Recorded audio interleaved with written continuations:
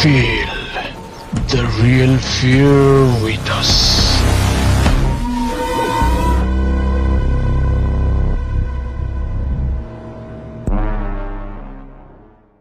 প্রিয় লিসেনার্স, আসসালামু আলাইকুম। Feel the real fear with us. সত্যিকারের ভয়ের অনুভূতি পেতে আফরান দ্য হরর ওয়ার্ল্ডের সাথেই থাকুন। দেশ ও দেশের বাইরে যেখান থেকে আফরান দ্য হরর ওয়ার্ল্ডের আজকে শনির রাতের 49তম আয়োজনের সাথে যুক্ত হচ্ছেন বা পরবর্তীতে হবেন, সকলকে জানাচ্ছি শুভেচ্ছা ও ভালোবাসা। আশা করি সবাই ভালো আছেন, সুস্থ আছেন। প্রিয় লিসেনার্স, আজকের এই এপিসোডে আপনাদের পাঠানো দুটি ঘটনা নিয়ে হাজির হয়েছি। আশা করছি ঘটনা দুটি আপনাদের সকলের ভয়ের শিহরণ জাগাতে সক্ষম হবে ইনশাল্লাহ। আপনারাও আপনাদের জানা বা আপনাদের সাথে ঘটে যাওয়া সত্য ভয়ের ঘটনাগুলো লিখে বা রেকর্ড করে afnanthehorrorworldbd@gmail.com এই ইমেল অ্যাড্রেসে ইমেল করতে পারেন। ইমেল অ্যাড্রেসের স্পেলিংটা হচ্ছে afnanthehorrorworldbd afnanthehorrorworldbd@gmail.com। স্পেলিংটাও আমরা আমাদের ভিডিওর ডেসক্রিপশনে দিয়ে রেখেছি। প্রিয় লিসেনার্স, ঘটনাগুলো কেমন লাগছে তা জানিয়ে ভিডিওর কমেন্ট সেকশনে কমেন্ট করতে পারেন। এছাড়া আমাদের ফেসবুক পেজ আর গ্রুপ তো রয়েছে আফরান দ্য হরর ওয়ার্ল্ড নামে, সেখানে গিয়েও আপনারা আপনাদের মতামত জানাতে পারেন। এই ভিডিও লাইক বাটন প্রেস করতে ভুলবেন, আর ভিডিওর লিঙ্কটাও বেশি বেশি করে শেয়ার করে দেবার অনুরোধ করছি। চলুন চলে যাই আজকের এপিসোডের প্রথম ঘটনায়। আজকের এপিসোডের প্রথম যে ঘটনাটি আপনাদের সাথে শেয়ার করব, এই ঘটনাটি আমাদেরকে যিনি দিয়েছেন তিনি আমার স্টুডেন্ট। তার কয়েকটি ঘটনা ইতিমধ্যেই আমাদের চ্যানেলে প্রচারিত হয়েছে। তার নাম তাহিয়ান আল আশফানুর রহমান। গভর্নমেন্ট ল্যাবরেটরি হাই স্কুলের 10ম শ্রেণীর বিজ্ঞান বিভাগের স্টুডেন্ট সে।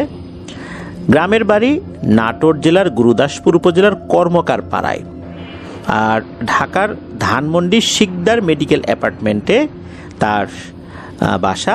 তো চলুন ঘটনা শুরু করি। তো এই ঘটনাটি মূলত তাহিয়ানকে দিয়েছে তার খালাতো ভাই সাদমান আল সাকিব বাঁধন। তো ঘটনাটি বেশ স্পর্শকাতর, তবে অনেকেই ওই এলাকার যারা রয়েছেন তারা জানেন। তবুও সঙ্গত কারণে কয়েকটি জায়গায় আমরা ছদ্মনাম ব্যবহার করেছি। তবে যারা শুনবেন তাদের কাছে বিনীত অনুরোধ করছি, বিশেষ করে ওই এলাকার যারা আছেন, কমেন্ট সেকশনে তাদের অরিজিনাল নাম, অর্থাৎ যারা এই ঘটনার ভিকটিম তাদের অরিজিনাল নামটা কেউ কমেন্ট সেকশনে লিখবেন না, এটা বিনীত অনুরোধ থাকবে। যেহেতু তাদের প্রতি সম্মান জানিয়ে আমরা ছদ্মনামটা ব্যবহার করছি। অনেকেই আমাদের কমেন্ট সেকশনে এসে কখনো কখনো মনের অজান্তেই আসল নামটা বলে ফেলেন। এতে করে হয় কি, যাদের সম্পর্কে আমরা ঘটনা বলছি তারা বেশ কিছু বিব্রতকর অবস্থায় পড়ে যান। অনেকেই এই বিষয়ে আমাদেরকে পরবর্তীতে ইমেল করেছেন যে আপনারা ছদ্মনামটা বলার পরেও আসল নামটা অনেকে কমেন্ট সেকশনে লিখে ফেলেছে, যার কারণে অনেকেই আবার তাদেরকে এসে জিজ্ঞেস করেছে বিষয়টা নিয়ে। এই জন্য আমি অনুরোধ করব আপনারা আসল নামটা কেউ বলবেন না। ঘটনাটির সময়কাল 2015 সালের এপ্রিল কি মে মাস, এরকম একটা সময় আর কি, এটা সূত্রপাত। তো ঘটনাটি যেখানে ঘটেছিল স্থানটি হচ্ছে নাটোর জেলার বড়াইগ্রাম উপজেলার বড়াইগ্রাম পৌরসভার অন্তর্গত একটি জায়গায়। তো তৎকালীন, অর্থাৎ এই যে 2015 সালের কথা বলছি, বড়াইগ্রাম পৌরসভার একটি অন্যতম বিখ্যাত কলেজে ভর্তি হয় রুবা নামের একটি মেয়ে।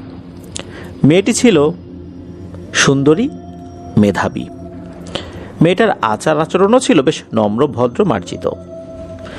সেই কলেজেরই 2য় বর্ষে অধ্যয়নরত ছিল ওই এলাকার অন্যতম একজন বড় ব্যবসায়ীর ছেলে। সেই ছেলেটার নাম হচ্ছে শফিক। এই শফিক বাবার একমাত্র ছেলে হয় কখনো কেউ তাকে শাসন করেনি, আর এই শাসন না করার কারণে ছেলেটা বকে গিয়েছিল।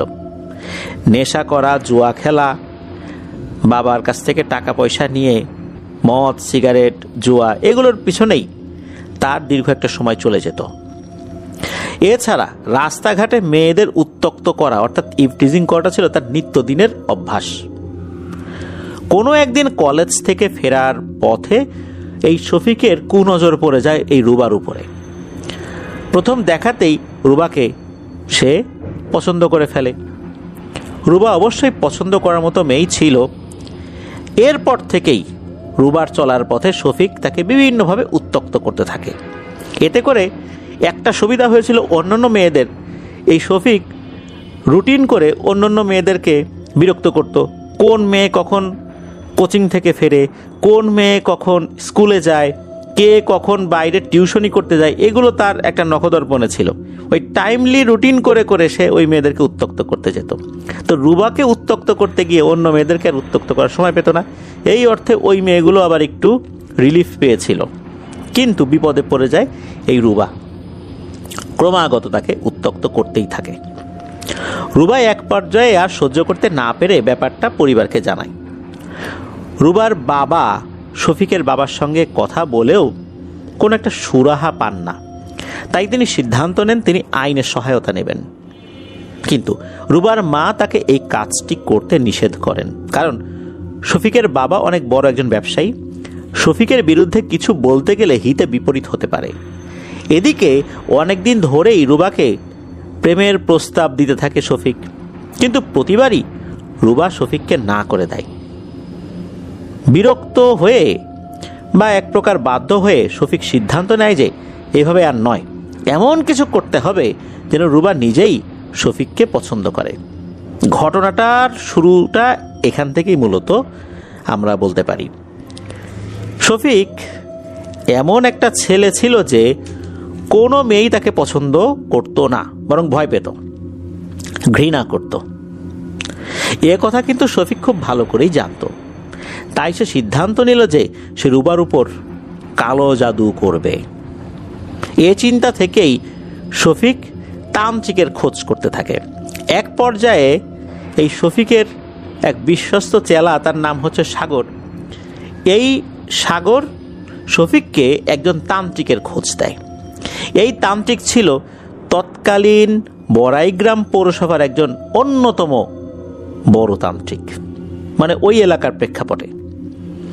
তান্ত্রিক প্রথমেই শফিকের মুখ থেকে সব কথা শোনে, আর তান্ত্রিক বুঝতে পারে বা সে জানতো এই শফিক বড়লোক বাবার সন্তান। তার বাবা অনেক বড় ব্যবসায়ী, টাকা পয়সার মালিক, আর শফিকও অনেক টাকা উড়ায়। সে সুযোগ বুঝে 4 লক্ষ টাকা দাবি করে। যে কাজটা সে করে দেবে 4 লক্ষ টাকা দিতে হবে, আর ভেঙে ভেঙে দিলে হবে না, একবারে দিতে হবে তাকে। সাধারণ মানুষের জন্য এটা অনেক হলেও শফিকের জন্য কিন্তু সেটা তেমন কিছুই না। সে তান্ত্রিককে টাকা দেবার প্রতিশ্রুতি দেয়। তান্ত্রিক শফিককে কিছু জিনিস নিয়ে আসতে বলে। তার মধ্যে ছিল এই রুবা নামক মেয়েটার নখ, চুল, আর হচ্ছে এই মেয়েটা যেই মাটির উপর দিয়ে চলাচল করে, বিশেষ করে তার পা যেই মাটির উপর পড়েছে ঠিক এক্স্যাক্ট সেই পায়ের নিচের অংশের মাটি, এটা টার্গেট রাখতে হবে। ঠিক ওই অংশের মাটিটাই নিয়ে আসতে হবে। এমনটা না যে সে যে রাস্তা দিয়ে চলাচল করে সে রাস্তার মাটি, তা না। তার পা ঠিক যেই মাটির উপর পড়েছে বা মাটির যেই অংশটুকুর উপরে পড়েছে সেই অংশ থেকেই মাটিটা নিয়ে আসতে হবে। এখন সমস্যা হলো কি, এই জিনিসগুলো তো শফিক কোনোভাবেই ব্যবস্থা করতে পারবে না। আর তান্ত্রিক বলে দেয় 4 লাখ কেন, 4 কোটি টাকা দিলেও এই জিনিস ছাড়া সে কাজটা করতে পারবে না, এই জিনিস লাগবেই। কি আর করা, শফিক চিন্তা করতে থাকে এমন একটা কাজ করতে হবে যার মাধ্যমে এই কাজগুলো সে হাসিল করতে পারে, অর্থাৎ এই জিনিসগুলো হাসিল করতে পারে। সে চিন্তা করলো যে এই রুবার সাথে বিশ্বাসঘাতকতা করতে পারবে এমন একটা লোভী মেয়েকে টার্গেট করতে হবে। সেই সাথে এই মেয়েটার মধ্যে অভাবও রয়েছে, আবার সে খুব লোভী। সে টার্গেট করলো যে রুবার সাথে সম্পর্ক আছে এরকম কোন মেয়ে, বিশেষ করে ভালো সম্পর্ক আছে যাকে রুবা বিশ্বাস করে, এমন কোন মেয়ে এই ধরনের আছে। সে টার্গেট করতে করতে করতে করতে একটা মেয়েকে পেল। সেই মেয়েটার সাথে শফিক খুব ভালো করে ব্যবহার করলো, মানে খুব ভদ্র মার্জিত আচরণ। দু ফোঁটা চোখের পানি ঝরিয়ে দিল যে এই রুবাকে না পেলে সে বাঁচবে না। এখন মেয়েটা বলল, তো বলেন ভাইয়া আমি কি করতে পারি? তখন এই শফিক ওই মেয়েটাকে বলল যে তুমি এমনি এমনি করবা না, আমি তোমাকে টাকা দিব, তুমি এই জিনিসগুলো আমাকে এনে দিবা। মেয়েটা লোভী ছিল, সে রাজি হয়ে যায়, কিন্তু সমস্যা হলো সে এটা কিভাবে এনে দেবে। এটা এনে দেওয়ার জন্য তাকে তো রাত্রি যাপন করতে হবে সেই বাড়িতে, বা রুবা যে রুমে ঘুমায় সেখানে। আর সে তো বাসার থেকে আসা যাওয়া করে কলেজে ক্লাস করে, মানে ওই মেয়েটা। এখন সে কিভাবে এই জিনিসগুলো এনে দেবে, বা এটা জিজ্ঞেস করলেও তো সে সন্দেহ করতে পারে। তখন তারা সবাই মিলে একটা প্ল্যান করলো। প্ল্যানটা এমন যে এই মেয়েটা রুবাকে বলবে যে আমার তো বাসায় আত্মীয় স্বজনের একটা সমস্যার কারণে মা বাবা চলে গেছে, বাসায় তো আমার দেখাশোনার কেউ নাই, আমি কি করব, কিভাবে আসা যাওয়া করব, লেখাপড়ার সমস্যা হয়ে যাবে।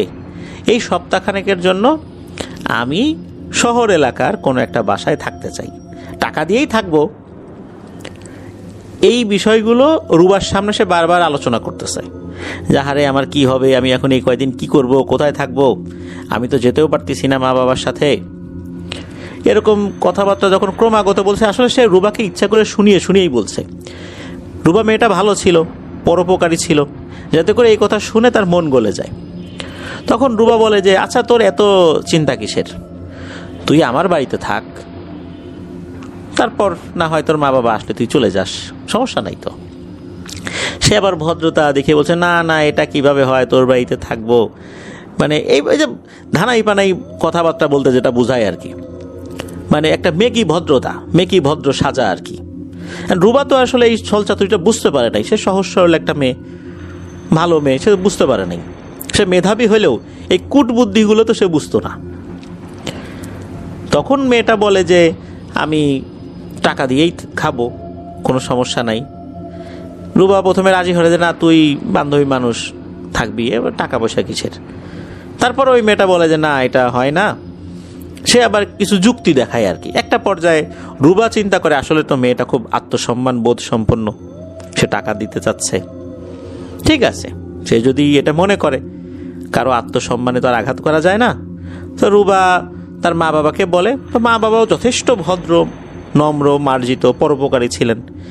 তারাও এই মেয়েটার সমস্যার কথা চিন্তা করে রাজি হয়ে যান। ব্যাস, শুরু হয়ে গেল ওই মেয়েটার গোপন অপারেশন। এই মেয়েটা ওই বাড়িতে থাকার সুযোগ পেয়ে অল্প কিছুদিনের মধ্যেই রুবার নখ, মাথার চুল, এইগুলো সে ম্যানেজ করে ফেলে। আর রুবার ব্যবহৃত কাপড়, যেটা ধোয়া হয়নি এমন একটা কাপড়ও সে গুছিয়ে ফেলে। সে কি করতে, রুবার সামনে বলতো যে রুবা আমার হাতের নখগুলো তো বড় হয়ে গেছে, একটু নখ কাটবো, দে না একটু নেইল কাটারটা। তো রুবা নেইল কাটার যখন দিত, তো রুবার সামনে সে হাত পায়ের নখ কাটতো। কাটার পর বলতো আরে রুবা তোর হাতের নখগুলো তো বড় হয়ে গেছে, পায়ের নখগুলো বড় হয়েছে, দে একটু এটা কেটে দেই। তো রুবাও সরল বিশ্বাসে হাতটা এগিয়ে দিয়েছে, সে নখ কেটেছে। আর এভাবেই সে নখটা সংগ্রহ করেছে। এরপর রুবাকে সে বলেছে, রুবা তোর চুলের একদম আগাটা মনে হচ্ছে ফেটে গেছে, একটু দে সাইজ করে দিই, কেচি দিয়ে সুন্দর করে একটু সাইজ করে দেই, ওই আগা যদি ফেটে যায় তাহলে আবার চুল নষ্ট হতে থাকে, আস্তে আস্তে আস্তে আস্তে চুলগুলো নষ্ট হতে থাকে। তো রুবাও সরল বিশ্বাসে বলছে আচ্ছা ঠিক আছে, দে কেটে দে। তো এভাবেই কিন্তু একদম সরল বিশ্বাসী একটা মেয়ের বিশ্বাস ভঙ্গ করে ওই মেয়েটা এই জিনিসগুলো সংগ্রহ করে। সে তার কাজে সফল। হঠাৎ একদিন বলে যে আমার মা বাবা তো বাসায় চলে আসছে, আমি চলে যাই রে।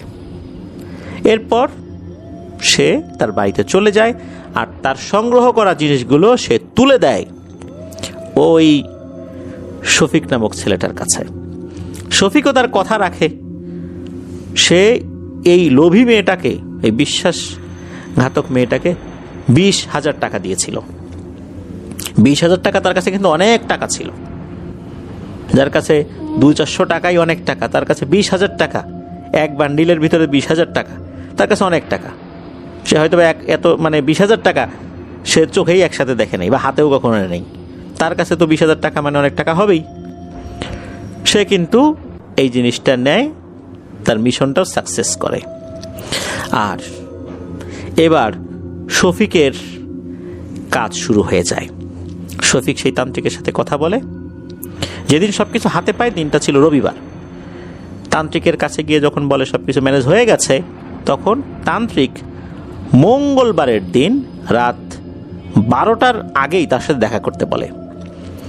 তো শফিক তার অপকর্মের সঙ্গী, তার বিশ্বস্ত চেলা সাগরকে নিয়েও সেই তান্ত্রিকের কাছে যায়।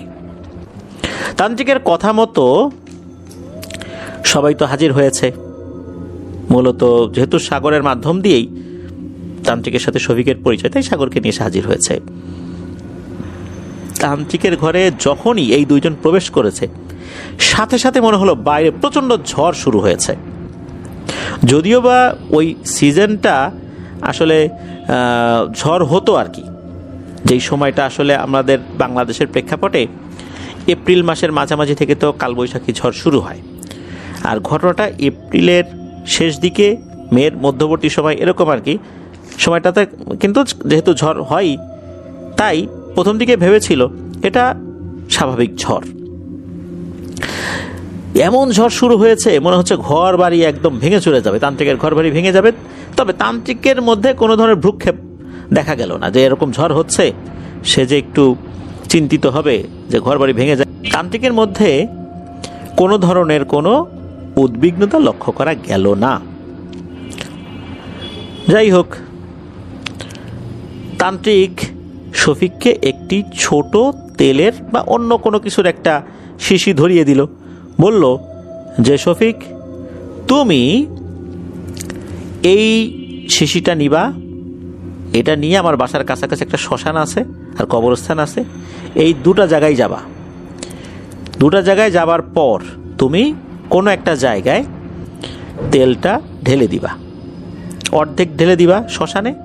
যেখানে পড়বে এই তেলটা, সেখানকার মাটি তো কিছুটা ভিজে যাবে, সেখান থেকে একটু মাটি তুমি নিয়ে আসবা। এরপর চলে যাবা কবরস্থানের কাছে, কবরস্থানে গিয়ে বাকি তেলটা ঢেলে দিবা। যে মাটির উপর পড়বে সেই মাটি থেকে কিছুটা মাটি তুমি নিয়ে আসবা। এরপর আমার কাজ শুরু হবে। তান্ত্রিকের কথা মতো শফিক সে যাবার সিদ্ধান্ত নিল। তবে প্রথম দিকে সে কিছুটা ঘাবড়ে গিয়েছিল। তবে তান্ত্রিক তাকে বলে দেয়, তুমি সাহস করে যদি এই কাজটা করতে পারো, তাহলে ওই মেয়েটার কোনোদিনও অন্য কারো দিকে তাকাবে না, শুধু তোমার দিকেই তাকিয়ে থাকবে, তুমি ছাড়া সে অন্য কিছুই ভাববে না। একথা শোনার পর শফিক এবার মানসিকভাবে পুরোপুরি প্রস্তুত হয়ে যায়।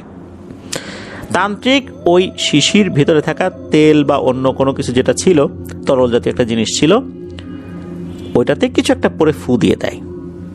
এরপর শফিককে বলে, এখন তো সাগরকে তোমার সাথে যাওয়া যাবে না, তোমাকে একাই যেতে হবে। তো শফিক বের হয়ে যায়। শফিক যখন বের হয় তখন নাকি চারদিকে ঘুটঘুটে অন্ধকার, আর ঝড়ও এখন কমে এসেছে। ঝড় ওরকম নাই বললেই চলে। অদ্ভুত একটা ব্যাপার শফিক লক্ষ্য করে, সেটা হচ্ছে যে চারদিকে ঘুটঘুটে অন্ধকার, কিন্তু শফিক যেই পথ দিয়ে হেঁটে যাচ্ছে এই পথটা মনে হচ্ছে আলো জ্বালানো। নাইট ভিশন ক্যামেরায় অনেক সময় অন্ধকার রাস্তা বা অন্ধকার জায়গা যেরকম দেখা যায়, তার কাছে এরকমটা মনে হচ্ছিল। মনে হচ্ছে তার চোখটা নাইট ভিশন ক্যামেরার মতো কাজ করছে। রাস্তা সে স্পষ্ট দেখতে পাচ্ছে, সে হেঁটে যাচ্ছে। হঠাৎ করে তার চতুর্দিকে আবার ঝড় শুরু হয়ে যায়। সে চিন্তা করে সেটা প্রাকৃতিক ঝড় মনে হয়, কিন্তু দেখলো না, এটা প্রাকৃতিক ঝড় না, এটা অন্য ধরনের একটা ঝড়। এই ঝড়ে তার গায়ে কোনো বাতাসই লাগছে না, অথচ বাতাস কিন্তু লাগার কথা। যেখানে ঝড়ে গাছপালা নুয়ে পড়ছে, অথচ তার গায়ে কোনো বাতাসই লাগছে না। তান্ত্রিক তাকে সতর্ক করেছিল অনেক কিছুই হবে অদ্ভুত ধরনের, কিন্তু সেটাতে ভ্রুক্ষেপ করা যাবে না। 7 থেকে 8 মিনিট পায়ে হেঁটেই চলে গেল শ্মশানের কাছে। সেখানে একটা জায়গায় যেখানে ঘাস নাই, শুধু মাটি রয়েছে, সেখানে ওই শিশি থেকে কিছুটা তেল বা যেই তরল জাতীয় জিনিসটা ছিল এটা মাটির উপর ঢেলে দিল। এরপর ওখান থেকে এক চিমটি বা যতটুকু মাটি তার আঙ্গুল দিয়ে নেওয়া সম্ভব হয় অতটুকু নিল। নেওয়ার পর একটা পাত্রে রেখেছে, ছোট একটা পাত্র নিয়ে গিয়েছে, একটা কৌটার মতো। এরপর ওখান থেকে চলে যায় কবরস্থানের ওখানে। কবরস্থানের ওখানে গিয়ে সে এই একই রকমভাবেই তেলটা ঢেলে দিয়ে মাটি সংগ্রহ করে। সে যখন বাড়িতে ফেরত আসছিল তখন শুরু হয় একটা সমস্যা। পেছন থেকে এমন কান্নার শব্দ ভেসে আসতে লাগলো, মনে হচ্ছে যে এই কান্নাটা এত করুণ যে কোনো কঠিন হৃদয়ের মানুষের মনও গলে যাবে এই কান্নার শব্দে। শফিক এটাতে ভ্রুক্ষেপ করলো না, সে তার মতো করে হাঁটা শুরু করেছে। পেছন থেকে তার পরিচিত অনেক আত্মীয় স্বজনদের কণ্ঠ ভেসে আসতে লাগলো। পেছনে তাকানো কিন্তু নিষেধ ছিল। কণ্ঠগুলো নাকি এতটাই বাস্তব ছিল যে মনে হচ্ছিল আসলেই তাদের কেউ ডাকছে। এমনভাবে ডাকছে মনে হচ্ছে কোনো কাজেই ডাকছে। কোনোভাবেই এটা ছলো না, এটা বোঝার উপায় নেই। একটা পর্যায়ে হলো কি, শফিক দুই হাতে দুই কান চেপে ধরে হাঁটা শুরু করেছে। পকেটে ওই কৌটাটা রেখে দিয়েছে, যে কৌটার মধ্যে মাটি রেখেছে। এরপর দুই হাতে দুই কান চেপে ধরে হাঁটা শুরু করে, যাতে করে এই কণ্ঠগুলো তার কানে না ঢোকে। সে অল্প সময়ের মধ্যেই তান্ত্রিকের বাড়িতে ফেরত আসে। শফিক তান্ত্রিককে সবকিছু বলে যে তার সাথে কি হয়েছিল, মানে এইটুকু সময়ের মধ্যে কি কি হয়েছিল। শফিকের এই কথা শুনে তান্ত্রিকের মধ্যে কোনো ধরনের কোনো প্রতিক্রিয়া দেখা গেল না। মনে হলো তান্ত্রিক এসব পরিবেশের সাথে অনেক আগে থেকেই পরিচিত। রাত 2টো বাজার কিছুক্ষণ আগে তান্ত্রিক শফিক এবং সাগরকে নিয়ে বাড়ির পেছনের দিকটাতে গেল। ততক্ষণে হঠাৎ করে আবারও ঝড় শুরু হয়েছে, আর এবার ঝড়ের সাথে তুমুল বেগে বৃষ্টি শুরু হয়েছে। কিন্তু এই যে বৃষ্টি হচ্ছে, বৃষ্টির ছিটে ফোঁটাও তাদের গায়ে লাগছে না। মাটি ভিজে যাচ্ছে কিন্তু বৃষ্টির ফোঁটা তাদের গায়ে পড়ছে না, এমনকি ওই ঝড়ের বাতাসও তাদের গায়ে লাগছে না। হ্যাঁ, বৃষ্টির ফোঁটা মাটিতে পড়ার পর পানি ছিটকে কিছুটা পায়ে এসে পড়ছে, তবে মূল বৃষ্টির ফোঁটা তাদের গায়ে লাগছে না। এটা আসলে কিভাবে সম্ভব, এটা শফিক বা সাগর কেউই বুঝতে পারছিল না। তান্ত্রিক প্রথমেই দুটো বৃত্ত এঁকে একটাতে শফিককে, অন্যটাতে নিজে বসে পড়ল। শফিককে তান্ত্রিক আশ্বাস দিল যে তোমার কাজ হয়ে যাবে, আর সাগরকে বলল যে শোনো, আমি যখন ইশারা করব তখনই তুমি ওই মেয়েটা থেকে সংগ্রহ করা যে জিনিসগুলা, অর্থাৎ ওই রুবার, নখ, চুল, ব্যবহৃত কাপড়, এই জিনিসগুলো তুমি আগুনের উপর ছুঁড়ে ফেলে দিবা। শফিক বুঝতে পারল না যে মাটি ভেজা রয়েছে বৃষ্টির কারণে, কাদা মাটির মধ্যে বসছি, এখানে আবার আগুন জ্বলবে কিভাবে, এটা কিন্তু তার মাথায় কাজ করছে না। তান্ত্রিক কি করলো, প্রথমে কবর এবং শ্মশানের মাটি এটা সামনে রেখে তার মন্ত্র পড়তে শুরু করে। কি যে মন্ত্র পড়ছে, এটা আসলে একটা দুর্বোধ্য ভাষা, এটা বোঝা যাচ্ছে না। টানা আধা ঘন্টার মতো মন্ত্র পড়ছে পড়ছে পড়ছে। হঠাৎ করেই এই কাদা মাটির উপরে দপ করে আগুন জ্বলে ওঠে। তান্ত্রিক আরো কিছুক্ষণ মন্ত্র পড়ার পর সাগরকে ইশারা করে ওই জিনিসগুলো ওই আগুনের মধ্যে ফেলে দিতে। সাগর ওই জিনিসগুলো আগুনে ফেলে দিলে আগুনের আকারটা বেশ বড় হয়ে যায়। ওই সময় তান্ত্রিক চিৎকার করে মন্ত্র পড়তে থাকে। হঠাৎ করে কি যে হলো, আগুনটা চোখের সামনে অদৃশ্য হয়ে গেল, মানে দপ করে মনে হলো নিভে গেল। আর তখনই তান্ত্রিক জ্ঞান হারিয়ে মাটিতে লুটিয়ে পড়ে। ঘটনার আকস্মিকতায় স্তব্ধ হয়ে গেল দুজনেই। ঘটনা কি হলো, সাগর এবং শফিক দুজনে ধরাধরি করে ওই তান্ত্রিকের ঘরে নিয়ে আসে। এরপর তান্ত্রিকের চোখে মুখে পানি দিতে লাগলো। অনেকক্ষণ এরকম করলো। ভোর হবার কিছুক্ষণ আগে তান্ত্রিকের জ্ঞান ফেরে। জ্ঞান ফেরার সাথে সাথে সে থরথর করে কাঁপতে থাকে। মনে হলো সে কোনো কিছু দেখে খুব বেশি ভয় পেয়েছে। কিছুক্ষণ পরপর তার শরীর খিঁচুনি দিয়ে উঠছিল। সাগর তান্ত্রিকের গায়ে হাত দিয়ে দেখে যে তান্ত্রিকের শরীর জ্বরে পুড়ে যাচ্ছে। কিছুক্ষণের মধ্যেই তান্ত্রিক আবার জ্ঞান হারায়। তান্ত্রিকের যখন পুনরায় জ্ঞান ফিরে তখন তার শরীরে জ্বর নেই, একদম স্বাভাবিক। তান্ত্রিক প্রথমে পানি খেতে চাইল, তাকে পানি দেওয়া হলে পানি খেয়ে কিছুটা ধাতস্থ হয়ে তান্ত্রিক যা বলল তা শোনার জন্য সাগর কিংবা শফিক দুজনের কেউই প্রস্তুত ছিল না। তান্ত্রিক বলল, আমি যখন তন্ত্র পড়ছিলাম তখন একটা ইফরিত শ্রেণীর জিনকে আমি হাজির করি। এই জিনটাকে মূলত আগুনের মধ্যে মেয়েটার জিনিসগুলো দেবার মাধ্যমে মেয়েটার উপরে চালান করি। নিয়ম ছিল যে যদি আগুন ভোর পর্যন্ত অর্থাৎ ফজরের আজানের আগ পর্যন্ত জ্বলতে থাকে তাহলে যে কাজের উদ্দেশ্যে জিনটাকে চালান করা হয়েছে সেই কাজ সফল হবে। কিন্তু তন্ত্র মন্ত্র পড়ার সময় একটা তন্ত্রে দম আগে পরে হবার কারণে মন্ত্রটার অর্থ বদলে যায়। এরপর আমি জ্ঞান হারিয়ে ফেলি। কিছুক্ষণ পর আমার হুঁশ ফেরত আসে। আমি দেখি চারদিকে ঘুটঘুটে অন্ধকার। তার মধ্যে আমি শুনতে পারি ভয়ঙ্কর এক অট্টহাসির শব্দ, যা তোমরা শুনতে পাও নাই, তোমরাও দেখো নাই। মনে হচ্ছিল যে আমি ঘুমের মধ্যেই এটা দেখছি, যার কারণে আসলে আশেপাশের কেউই সেটা বুঝতে পারে নাই। আসলে ঘুমের মধ্যেই আমি জ্ঞান ফেরত পাই।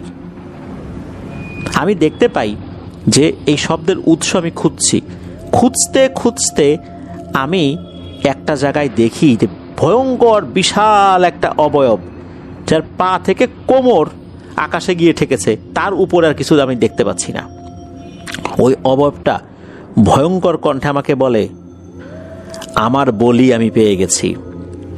এখন তুই বা অন্য কেউ যদি আমাকে আটকাতে আসিস তাহলে তার ফল কি হতে পারে তুই নিশ্চয়ই বুঝে গেছিস। আমি লক্ষ্য করলাম একটা খাঁচার মতো কিছু একটাতে ওই অবয়বটা আমাকেই বন্দী করে রেখেছে, অর্থাৎ আমি ওই খাঁচার মধ্যে বন্দী। এতটুকু বলে তান্ত্রিক থামে, আবার পানি খেতে চায় সে। তাকে পানি দেওয়া হলে তা পান করে পুনরায় বলতে শুরু করে। তান্ত্রিক বলছে, এই মেয়েকে বাঁচানোর আশা নেই বললেই চলে, কারণ এই মেয়েটাকে মূলত বশীকরণ জাদু আমি করতে চেয়েছিলাম এই ইফরিত শ্রেণীর জিনটাকে চালান করে। কিন্তু এই মেয়েটাকে আসলে ইফরিত শ্রেণীর জিনটা বলি হিসাবে নিয়েছে। এই ইফরিত শ্রেণীর জিনটা এই মেয়েটাকে একটা সময় নিয়ে যাবে। শফিক, তুমি যদি এই মেয়েটাকে বাঁচাতে চাও, ভালো কোনো এই হুজুর বা কবিরাজকে দেখাও। আর ওই খাঁচার মধ্যে আমাকে বন্দি করার অর্থ হচ্ছে তান্ত্রিককে সে বন্দি করে ফেলেছে, অর্থাৎ আমি এখন এই জিনের গোলাম।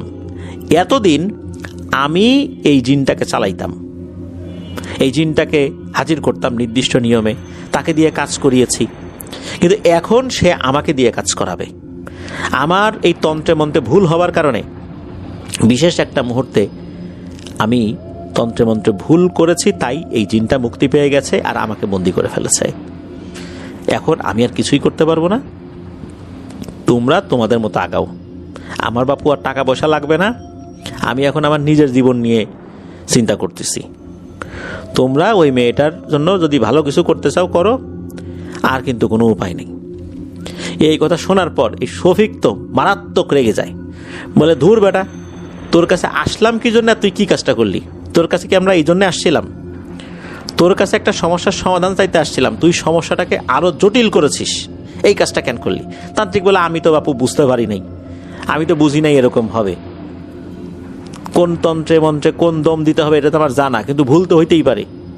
এই ভুলের কারণে এখন আমি নিজেই বিপদে পড়ে গেছি, আর ওই মেয়েটাও বিপদে পড়ে গেছে। এখন আমার কিছু করার নাই, তোমাদের সাথে এই বিষয়ের কথা বলবো না। যাও, তোমরা যাও, আর আমাকে আমার চিন্তা করতে দাও, আমি কেমনে বাঁচবো সেই চিন্তা করি। এখন ওখান থেকে তো মন খারাপ করে এরা চলে আসে। এখন শফিক চিন্তা করতেছে যে কি করা যায়, এখন কোন মুখে আমি এই কথাগুলো বলবো? পরিবারকে কি আমি এই কথা গিয়ে বলতে পারবো? আমি এমনি সবার কাছে খারাপ, এখন এই একটা কাজ করতে গিয়ে এই মেয়েটারে বিপদে ফেলে দিছি। আমার তো আর বিপদে ফেলার উদ্দেশ্য ছিল না, কিন্তু এরকম একটা ঘটনা ঘটে গেছে। এখন আমি কি করি?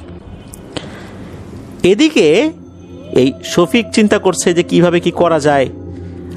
আর একটা সময় সে জানতে পারে ওই যে যেই মেয়েটাকে সে পাঠিয়েছিল রুবাদের বাসায়, সেই মেয়েটার মাধ্যমেই জানতে পারে যে রুবা হঠাৎ করে অসুস্থ হয়ে পড়েছে। এ কথা শোনার পর শফিক তো বেশ চিন্তিত হয়ে পড়ে যে আসলে এখন কি করব, মেয়েটা তো আসলেই অনেক বিপদে পড়ে গেছে আমার কারণে। কি করবে একটা পর্যায়ে শফিক সিদ্ধান্ত নেয় যা হবার হয়ে গেছে সব কথা শফিক তার পরিবারকে জানাবে। সিদ্ধান্ত মোতাবেক এক সন্ধ্যায় শফিক শুরু থেকে শেষ পর্যন্ত সব কথা তার মা বাবাকে খুলে বলে। তার বাবা কিন্তু শফিককে কখনোই কিছু বলতো না, মানে শাসন করতো না, একটাই ছেলে তো। কিন্তু এই কথা যখনই শুনেছে বাবা এমন ক্ষিপ্ত হয়েছে, একটা চেলা কাঠ থেকে নিয়ে এসে শফিককে এমন পিটানো শুরু করছে যে এই পিটানিতে হয়তো বা শফিক মারাই যাবে, এমন পিটানি শুরু করছে। মারধর করতে করতে একটা পর্যায়ে তার রাগটা যখন একটু কমে আসে তখন সে বলে যে কি যে করছিস তুই তো নিজেও জানিস না, এখন কি হবে আমি নিজেও জানি না, আল্লাহ ভালো জানে, দেখি সমাধান কিভাবে করা যায়।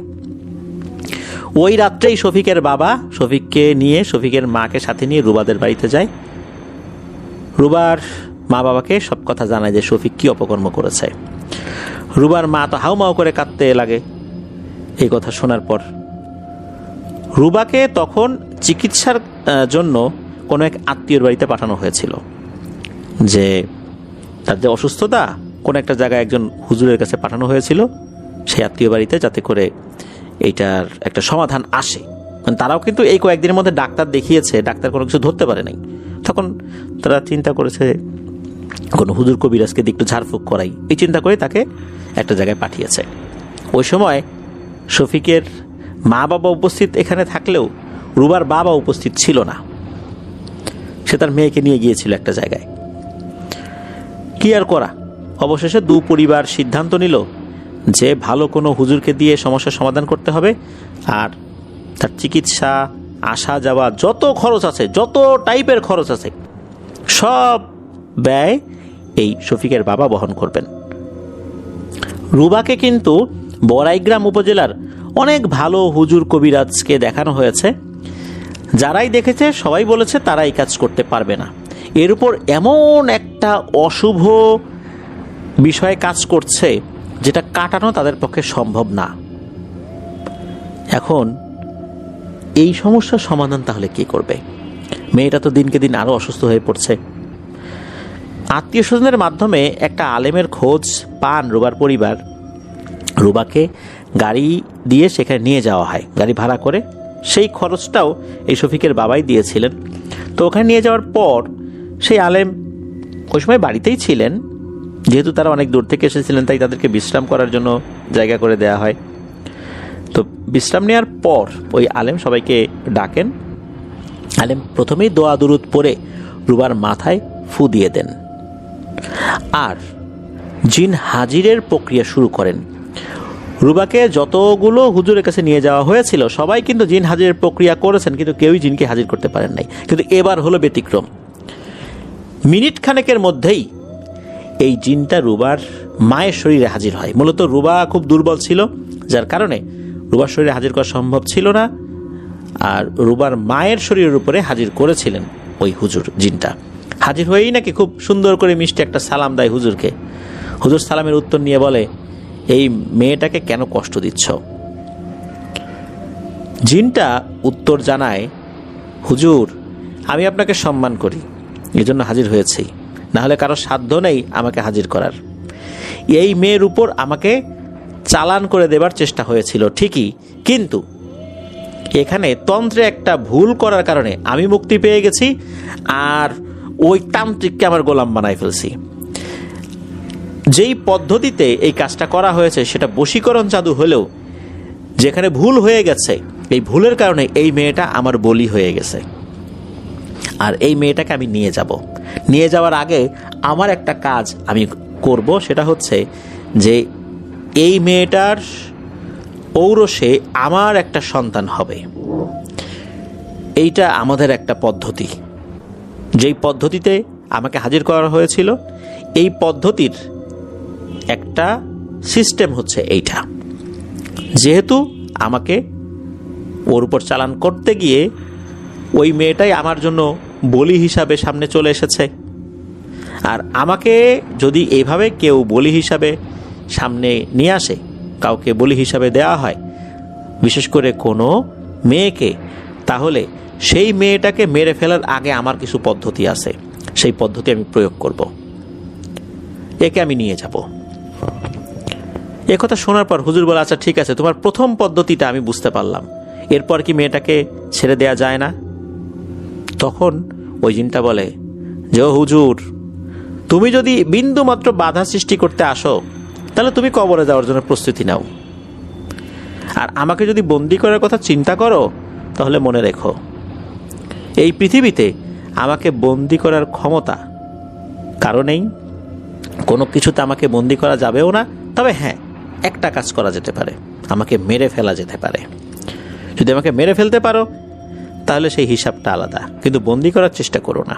আর আমি জানি তুমি আমাকে মারতে পারবে না, কারণ আমার ক্ষমতা সম্পর্কে তুমি কিছুটা হলেও বুঝতে পেরেছ। সুতরাং তুমি কোনো চেষ্টাই এখানে করবা না। আর মনে রেখো, আজ থেকে ঠিক 121 দিনের মাথায় আমার বলি আমি বুঝে নেব। সুতরাং বাঁচতে চাও তো নিজেকে দূরে রাখো এর থেকে, অন্য কাজে মনোযোগ দাও। এই বলে নাকি জিনটা আবার সুন্দর করে সালাম দিয়ে সাথে সাথে চলে যায়, আর রুবার মাও জ্ঞান হারিয়ে ফেলেন। শফিক ছেলেটাও নাকি সেখানে উপস্থিত ছিল। রুবার বাবা ওই সময় খুবই জোরালোভাবে কষে একটা চর মারেন শফিকের গালে, আর রুবার বাবাও কান্নাকাটি করছিলেন। অল্প কিছুদিনের মধ্যেই হঠাৎ এক রহস্যময় পরিবর্তন দেখা যায় রুবার শরীরে। রুবার শরীরটা কেমন যেন একটু একটু ফুলে যেতে থাকে, তার পেটটাও ফুলে যেতে থাকে। একজন গর্ভবতী মহিলার মতো রুবাকে দেখা যাচ্ছিল। ডাক্তার দেখানো হলো, ডাক্তার আল্ট্রাসাউন্ডও করলেন, কিন্তু রুবার গর্ভে কিন্তু কোনো সন্তান দেখা যাচ্ছিল না, কিন্তু তাকে দেখে গর্ভবতী বলেই মনে হচ্ছিল। ডাক্তার তো বুঝতে পারছে না ঘটনাটা কি, এ কিভাবে সম্ভব। উনি তো ওনার মতো করে ট্রিটমেন্ট দিচ্ছেন। এদিকে 121 দিন কিন্তু খুব বেশি দূরে নয়। বাড়ির লোকজন তো খুব চিন্তিত, এরপরও কিন্তু তারা চেষ্টা করছেন, কিন্তু কোনো লাভ হচ্ছে না। রুবা কান্নাকাটি করে, তবে রুবা যে ভয়ঙ্কর স্বপ্ন দেখে এরকমটা না। রুবা যে বাইরে গেলে ভয়ঙ্কর কোনো অবয়ব দেখছে সেটাও না, তার শারীরিক এরকম পরিবর্তনটা হয়ে গেছে। কত সুন্দর ছিল মেয়েটার জীবন, কত সুন্দর ছিল এই পরিবারের সবকিছু, মুহূর্তের মধ্যে সবকিছু কেমন যেন তছনছ হয়ে গেল। এরপরেও যাদেরকে দেখানো হয়েছে তারা কিছুই করতে পারেনি, অবস্থা আরো খারাপের দিকে যেতে শুরু করে। রুবা সারাদিন কান্নাকাটি করে, তার আসলে মানসিক অবস্থা খুবই খারাপ হয়ে গিয়েছিল। চোখ মুখ ধীরে ধীরে সাদা হয়ে যেতে শুরু করে। এভাবে মাসখানেক যাওয়ার পর একদিন সকালে উঠে তার মা বাবা দেখে, আরে রুবা তো একদম দিব্যি সুস্থ, ঠিক একদম সুস্থ অবস্থা সে যেরকম ছিল এরকম, তার শারীরিক অবয়ব একদম ঠিক হয়ে গেছে। অনেক দিন পর সে আগের মতো হাঁটাহাঁটি করছে। খুশির রোল পড়ে গেল চতুর্দিকে। রুবাও চিন্তা করলো সে একদম ভালো হয়ে গেছে। ওই দিন বিকালবেলা রুবা আর রুবার মা দুজনে মিলে রান্নাঘরে খাবার বানাচ্ছিলেন। ভাবছিলেন যে আল্লাহ শেষ পর্যন্ত আমাদেরকে রহমত করেছেন। কিছু মিষ্টি জাতীয় জিনিস তৈরি করা হচ্ছিল আর কি খুশিতে। মাঝে একবার কি হয়েছে, রুবার মা রান্নাঘর থেকে উঠে একটু রুমে গিয়েছেন। এরপর যখন উনি আবার রান্নাঘরে ফেরত এসেছেন তখন দেখেন এক ভয়ঙ্কর দৃশ্য। রুবা রান্নাঘরের মেঝেতে পড়ে আছে, রক্তে রান্নাঘরের মেঝে ভেসে গেছে। অল্প কয়েক মিনিটের ব্যবধান, এর মধ্যে যে কি হয়েছে বোঝা যাচ্ছে না, মনে হচ্ছে তার গলা থেকে রক্ত বের হয়েছে। দেখা গেল মেয়েটা মৃত অবস্থায় পড়ে রয়েছে। আসলেই সেটা 121তম দিন ছিল যখন রুবাকে সে বলি হিসাবে নিয়ে গেছে। প্রিয় লিসেনার্স, ঘটনা কিন্তু এখানে শেষ না। রুবা মারা যাবার 7 দিনের মাথায় শফিকের মনে হতে লাগলো কেউ তার উপর সবসময় নজর রাখছে। ঘুমানোর সময় থেকে শুরু করে ওয়াশরুমে সে যেখানেই যাক না কেন মনে হতো কেউ তাকে দেখছে। যেহেতু শফিক নেশা টেশা করতো, তাই সে ভাবলো অতিরিক্ত নেশা করার কারণে এই সমস্যাগুলো হচ্ছে। নেশা সে বন্ধ করে দিল। তারপরে দেখলো যে সমস্যাগুলো কিন্তু চলছেই। এটা সে সাগরকে জানালো। যেহেতু এরকম একটা সমস্যা কিছুদিন আগে সে সৃষ্টি করেছিল, এই ঘটনার কোনো প্রভাব হয়তো বা শফিকের উপর পড়তে পারে, এই ভেবে তারা চিন্তা করলো যে কোন একটা হুজুরের কাছে যাওয়ার দরকার। এই যে সাগর তার যেই অপকর্মের চেলা, এই সাগর শফিককে একটা হুজুরের কাছে নিয়ে যায়। হুজুর শফিককে পরীক্ষা করার পর যা বলে তা শোনার জন্য আসলে তারা কেউই প্রস্তুত ছিল না। হুজুর জানায় শফিককে এমন মরণ বান মারা হয়েছে যে এই বানটা কাটানো কারো পক্ষেই সম্ভব না। যিনি এই বানটা মেরেছেন তিনি কাটতে পারেন। আর এটা এত দ্রুত গতিতে শরীরে কাজ করেছে, আসলে শফিককে এখন বান কাটানো হলেও তাকে বাঁচানো সম্ভব না। কারোরই বুঝতে অসুবিধা হলো না এই কাজটা কে করেছে। শফিক রুবার বাড়িতে ক্ষমা চাওয়ার জন্য যায়, কিন্তু জানতে পারে যে তারা 2-3 দিন আগেই নাকি বাড়ি ছেড়ে অন্য কোথাও চলে গেছে। শফিক অনেক চেষ্টা করেছিল তাদের খোঁজ খবর বের করার জন্য, কিন্তু কোনোভাবেই খোঁজ খবর পায় না। শফিকের মা বাবাও চেষ্টা করেছিল এই রুবার মা বাবাকে খুঁজে বের করার জন্য। রুবার মা বাবা তাদের কোনো আত্মীয় স্বজনদেরকেও বলেন নাই যে তারা ঠিক কোথায় গিয়েছেন। যেই হুজুর রুবার সেই জিনটাকে হাজির করেছিল রুবার মায়ের উপরে, সেই হুজুরের কাছেও শফিককে নিয়ে যাওয়া হয়েছিল। কারণ ওই গাড়িতে, যেই গাড়িতে রুবাকে নিয়ে যাওয়া হয়েছিল, সেই গাড়িতে তো শফিকও ছিল, শফিকের মা বাবাও ছিল। যেহেতু তার ছেলে এই কাজটা করেছে, তাদের মধ্যেও একটা দায়বদ্ধতা ছিল। সেই হুজুরের কাছে নিয়ে যাওয়া হলে হুজুর একদম সাফ বলে দেন তিনি এই বান কাটাতে পারবেন না, আর যদি কাটাতে পারেনও উনি এটা করবেন না। এটাতে ওনার বিন্দুমাত্র কোনো আগ্রহ নেই। অনেক অনুনয় বিনয় করা হলেও হুজুর বলেন যে এটা আমি কোনো চেষ্টাই করব না, যদিও এই চেষ্টায় সফলতার হার 0, এটা হবে না, তারপর আমি এটাতে কোনো ধরনের চেষ্টা করতে আগ্রহী নই। যে বান মেরেছে তাকে খুঁজে বের করে হয়তোবা তাকে আপনি এই কথা বলতে পারেন, আমি এটা নিয়ে আর কোনো কথা বলতে রাজি না। বোঝা গেল হুজুর খুব বিরক্ত ছিলেন এই শফিকের উপরে, আর তার মা বাবার উপরও বিরক্ত ছিলেন, কারণ ছেলে এরকম বকে গিয়েছে, তারা শাসন করে নাই, যার কারণে তো আজকে এই অবস্থা। হুজুরের কাছ থেকে আসার কয়েকদিনের মাথায় শফিক পুরোপুরি প্যারালাইজ হয়ে যায়, একদম প্যারালাইসিস হয়ে বিছানায় পড়ে যায়, শুধু চোখ মেলে তাকিয়ে থাকতো, শরীরের কোনো অঙ্গ প্রত্যঙ্গ সে নাড়াতে পারত না। যখন পুরোপুরি প্যারালাইসিস হয়ে যায় তার শরীর, তখন সে শুকিয়ে যেতে থাকে। কয়েকদিনের মধ্যেই মনে হলো যে তার শরীরের যে হাড়গোড় আছে, এই হাড়গোড়ের উপরে চামড়াটা মোড়ানো, এছাড়া শরীরের ভিতরে আর কিছুই নাই। অল্প কিছুদিনের মধ্যেই শফিকও মারা যায়। এভাবেই একটা পরিবারের একটা মাত্র মেয়ে, সে কালো জাদুর শিকার হয়ে মারা গেল। আর একটা পরিবারের একমাত্র ছেলে, সেও তার কৃতকর্মের কারণেই, মূলত সে এমন কৃতকর্ম করেছে, এই কৃতকর্মের কারণেই সে কালো জাদুতে আক্রান্ত হয়েছে। কেননা যখন রুবার মা বাবা বুঝেছে যে শফিক কালো জাদু করার কারণেই তার মেয়েটাকে এইভাবে নৃশংসভাবে মরতে হয়েছে, তারাও একই পথ বেছে নিয়েছিল। যেই মৃত্যু যন্ত্রণা তার মেয়েকে দিয়েছে, একই মৃত্যু যন্ত্রণা দিয়ে শফিককেও তারা মারতে চায়। তারা সেই কাজটি করেছে। এভাবেই দুটি পরিবার একরকম শেষ হয়ে যায় বলতে হবে। আর ঘটনাটার সমাপ্তি এভাবেই হয়েছে। এটাই ছিল ঘটনা। প্রিয় লিসেনার্স, বড়াইগ্রাম পৌরসভার অনেকেই এই ঘটনাটা জানেন। হয়তোবা সময়ের সাথে সাথে এই অল্প কিছুদিনের মধ্যেই 2015 সাল, তো এখন 2026 সাল, 10 বছরের ব্যবধানে হয়তোবা মানুষের আলোচনায় ঘটনাটি নেই। তবে আমরা যেহেতু ঘটনাটি আবার আপনাদের সামনে তুলে ধরলাম। এখন হয়তো বা অনেকেই মনে করতে পারবেন।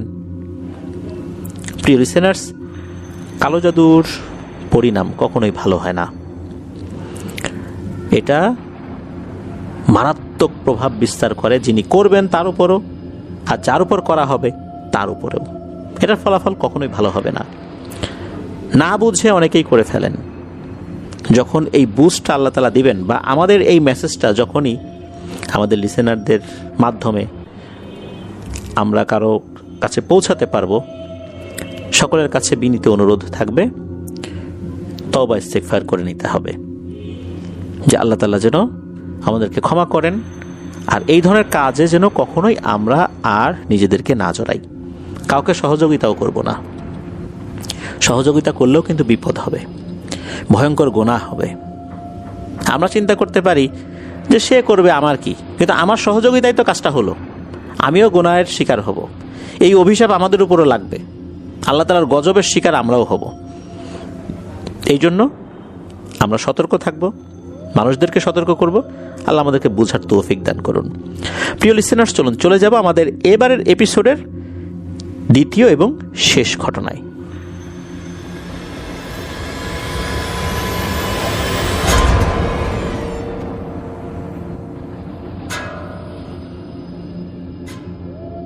প্রিয় লিসেনার্স, ফিরে এলাম আমাদের এবারে শনির রাতের 49তম আয়োজনের দ্বিতীয় এবং শেষ ঘটনায়। আমি মাঝে মাঝে আপনাদেরকে অনুরোধ করি যে এই ভিডিওর লিঙ্ক এবং এই চ্যানেলের লিঙ্কটা বেশি বেশি করে শেয়ার করে দেবার জন্য, যাতে করে যারা সত্য ভয়ের ঘটনা শুনতে ভালোবাসেন তাদের কাছে আফনান দ্য হরর ওয়ার্ল্ড পৌঁছাতে পারে। তারাও এই ঘটনাগুলো শুনে তাদের জানা বা তাদের সাথে ঘটে যাওয়া সত্য ভয়ের ঘটনাগুলো আমাদেরকে লিখে বা রেকর্ড করে পাঠাতে পারেন। আলহামদুলিল্লাহ, আপনাদের এই সহযোগিতায় আমরা নতুন নতুন অনেক ঘটনা পাচ্ছি। তার প্রমাণ হচ্ছে আজকের এই ঘটনাটি, অর্থাৎ এখন যে ঘটনাটি আপনাদের সাথে শেয়ার করব। এই ঘটনাটি আমাদেরকে যিনি পাঠিয়েছেন তার নাম আফসানা, ওনার হাজব্যান্ডের নাম সোহান। তো এই আফসানা আপু প্রায়ই খেয়াল করতেন ওনার হাজব্যান্ড রাতের বেলা ঘুমানোর সময় মোবাইলে কি যেন ঘটনা ছেড়ে দিয়ে ঘুমিয়ে পড়েন। তো শুরুর দিকে উনি বুঝতে পারতেন না, যে আস্তে আস্তে আস্তে আস্তে এগুলো বাজছে, উনি বুঝতে পারতেন না যে এটা কি। পরবর্তীতে উনি যখন তার হাজব্যান্ডকে বললেন, অর্থাৎ সোহান ভাইকে বললেন যে এটা কি শোনো, তখন সোহান ভাই বললেন যে আমি এরকম ভয়ের ঘটনাগুলো শুনি। তাকেও শুনতে অনুরোধ করেন। এরপর আফসানা আপু উনি আস্তে আস্তে শুনতে থাকেন।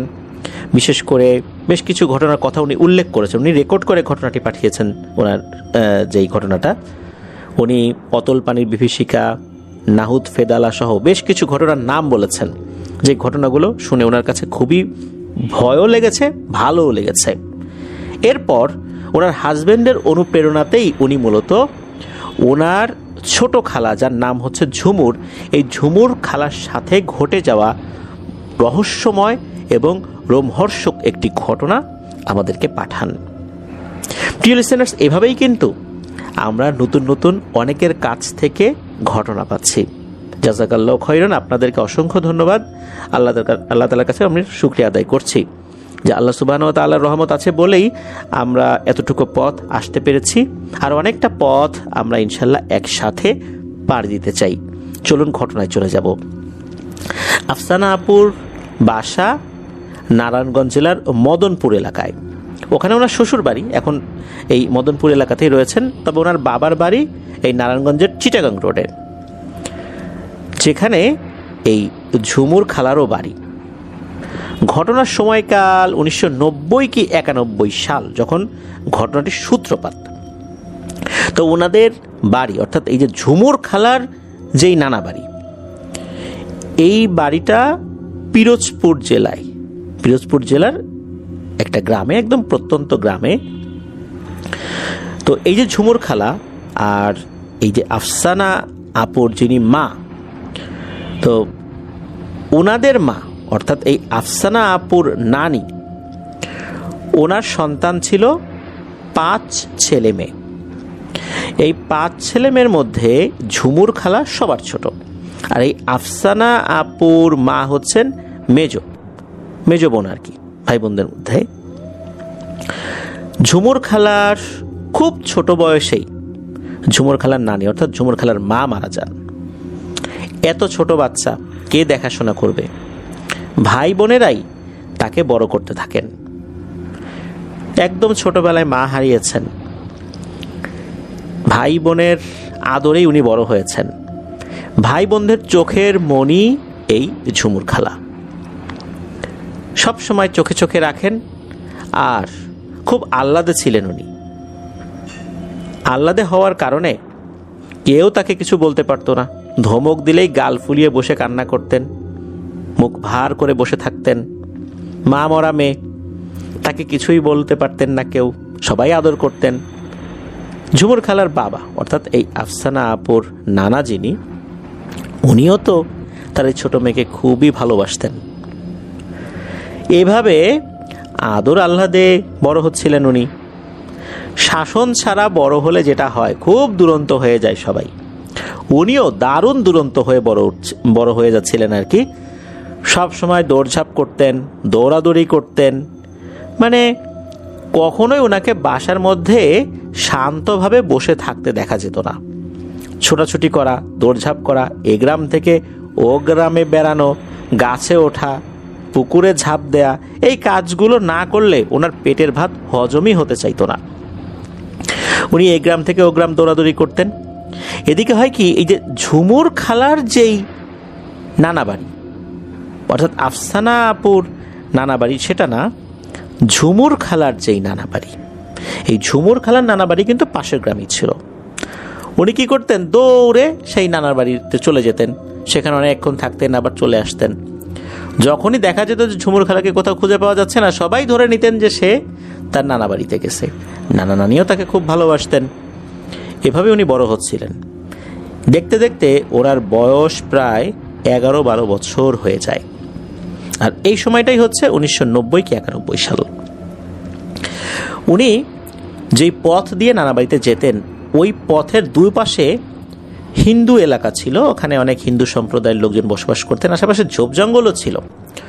তো ওই পথে আবার বিশাল বড় একটা তেঁতুল গাছ ছিল। ওই তেঁতুল গাছের তেঁতুল আবার বেশ একটু মিষ্টি ছিল। এমনি তেঁতুল তো খুব টক হয়, কিন্তু ওই তেঁতুলটা অতটা টক ছিল না, যার কারণে অনেকেই আবার ওই তেঁতুল গাছ থেকে তেঁতুল পাড়তেন।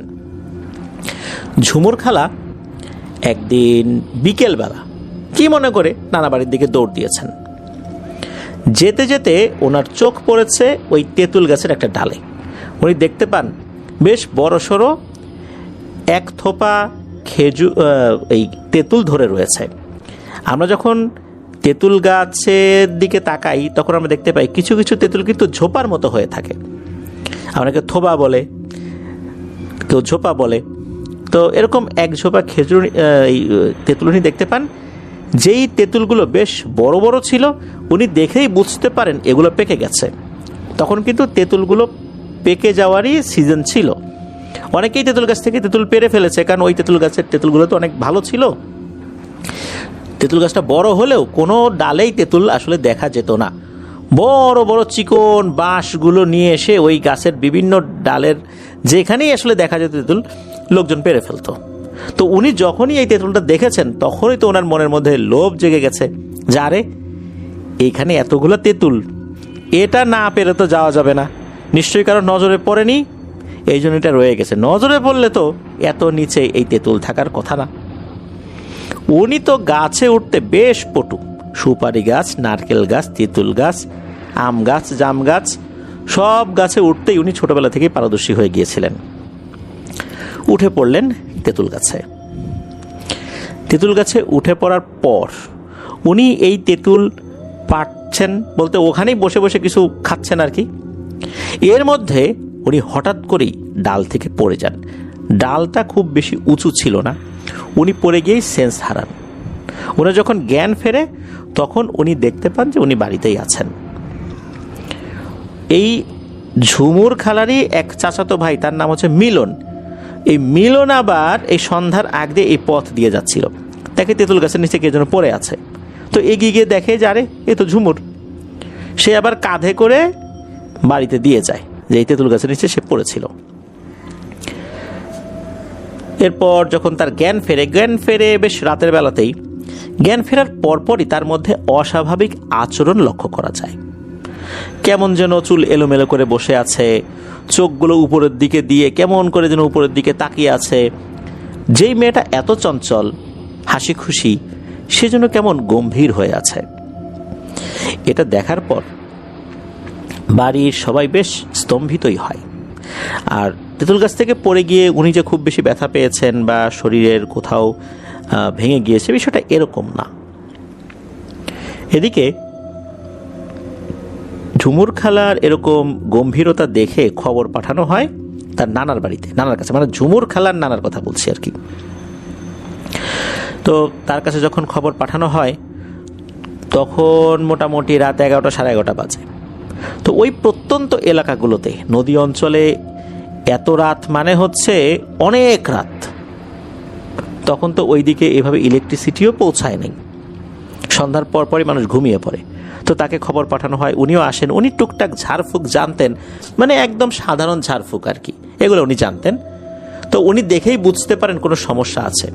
উনি টুকটাক ঝাড়ফুঁক দিয়ে কি করেছেন, উনি আবার চলে গেছেন। উনি বলেছেন যে ঠিক আছে, আমি কালকে একটা জায়গায় যাব, ওখানে গিয়ে কোনো একজন হুজুরের সাথে কথা বলবো। তো উনি গিয়েছেন, উনি সেখানে গিয়েছেন। এটা হচ্ছে চরমোনাই। চরমোনাই যেই পীর সাহেবের দরবার আছে আর কি, তো ওখানে একজন আলেম আসা যাওয়া করতেন।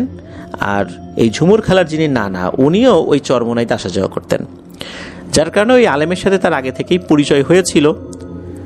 আর ওই আলেমের বাড়ি তো আশেপাশেই, তাকে উনি চিনতেন। উনি এই জিন ভূত রিলেটেড বিষয়গুলোর ট্রিটমেন্ট করতেন।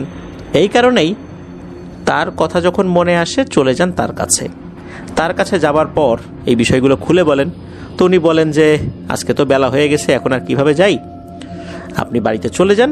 বাড়িতে যাবার পর আপনি আমার জন্য অপেক্ষা করেন, ইনশাল্লাহ আগামীকাল সকাল সকাল আমি চলে আসবো, আমার হাতে তো কাজ আছে, এখন তো হুট করে যেতে পারছি না।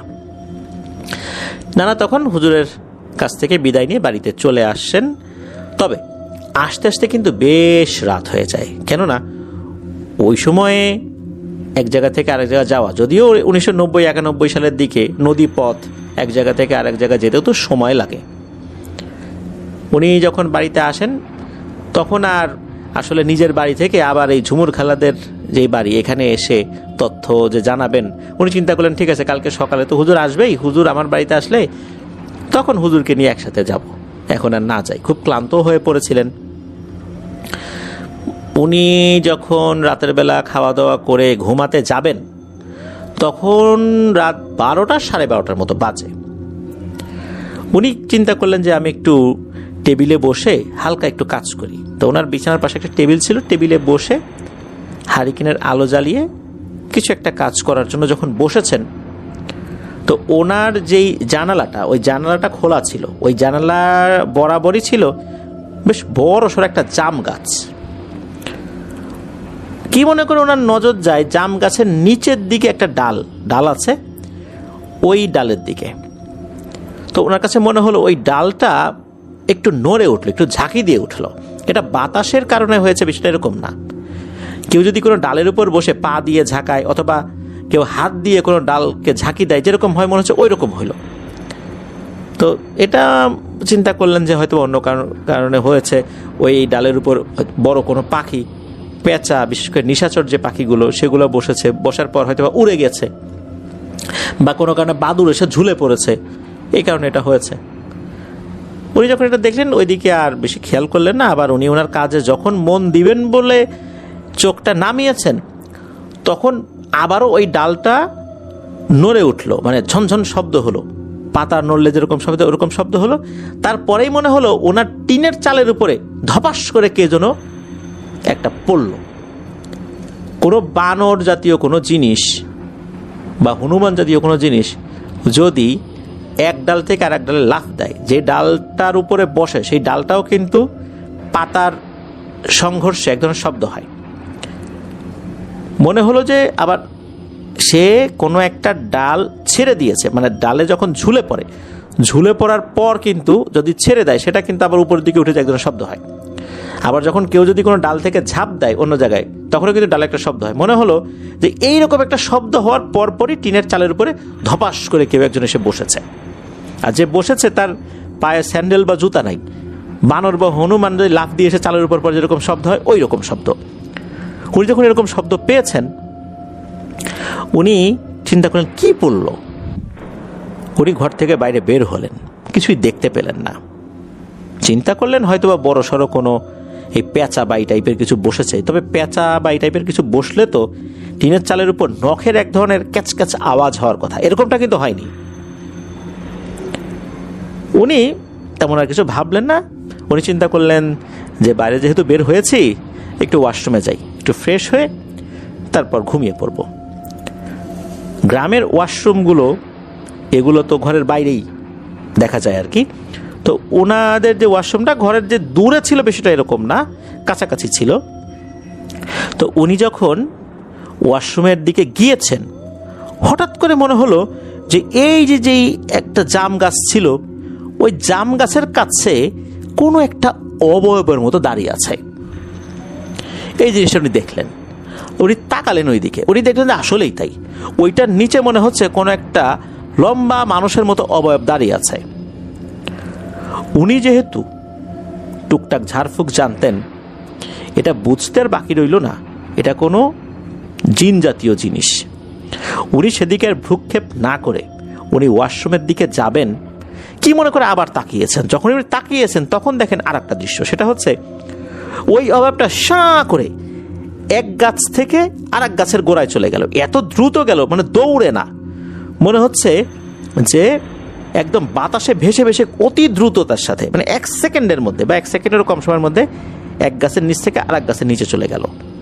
ওই সময় যতটুকু চাঁদের আলো ছিল এটাতে উনি স্পষ্ট বুঝেছিলেন এই অভাবটা বেশ লম্বা ছিল, 10-12 ফুটের মতো লম্বা ছিল, একদম চিকন ছিল, হাত পাগুলো বেশ লম্বা চিকন, এরকমটা উনি বুঝতে পেরেছিলেন। উনি তাড়াতাড়ি ওয়াশরুমে ঢুকে ফ্রেশ হয়ে বাইরে বের হয়ে কলপারের থেকে অজু করে ঘরে ঢুকেছেন। এর মধ্যে আর কিছু হয়নি। পরের দিন উনি সেই হুজুর জন্য অপেক্ষা করছিলেন। হুজুর একদম ফজরের নামাজ পড়েই রওনা দিয়েছিলেন, যার কারণে তার আসতে খুব বেশি সময় লাগেনি। চলে আসার পর হুজুরকে সাথে নিয়ে উনি ওই বাড়িতে যান, অর্থাৎ এই যে ঝুমুর খালাদের যেই বাড়ি সেখানে উনি যান। যাওয়ার পর ঝুমুর খালাকে দেখেই উনি বুঝতে পেরেছিলেন যে এটা জিন জাতীয় সমস্যা। উনি ঝুমুর খালার উপরে জিন হাজির করার চেষ্টা করেন। অনেকক্ষণ চেষ্টার পর অবশেষে ওই জিনটা হাজির হয়। জিনটা হাজির হবার পর বলছে, আমাকে কেন হাজির করা হয়েছে? তখন এই হুজুর বলছেন, তুমি কেন এই মেয়েটার পিছনে পড়ছো, একে ছেড়ে দাও। তখন বলে যে না, ওকে ছেড়ে তো আমি যাব না, এই মেয়ের জন্যই আমি অনেক কিছু ছাড়ছি, সুতরাং একে ছাড়া আমার পক্ষে সম্ভব না। এই বলেই নাকি জিনটা ওখান থেকে চলে যায়। হুজুর যে একটা কঠিন বেষ্টনী দিয়েছিলেন, এই বেষ্টনী ভেদ করে সে অনায়াসেই চলে যায়। মনে হচ্ছে এই বেষ্টনীর দাম তার কাছে একদমই নাই, কোনো বাধাই সৃষ্টি করতে পারে না এই বেষ্টনী। হুজুর যখন দেখলেন যে এই বেষ্টনী ভেদ করে অনায়াসেই জিনিসটা চলে গেছে, তখন হুজুর বুঝতে পারলেন তার আসলে এই ক্ষমতা নাই এই জিনকে বন্দি করা বা একে নিয়ে আর বেশি সামনে আগানোর। তখন ওই হুজুর বলে দিলেন যে আমার পরিচিত একজন হুজুর আছে, উনি জিন বন্দি করতে খুবই পারদর্শী, অনেক শক্তিশালী জিনদেরকে উনি বন্দি করেছেন। আমার এই বিদ্যা এতটা জানা নাই, আপনি সেই হুজুরের কাছে যান, ঠিকানা দিয়ে দেন আর কি।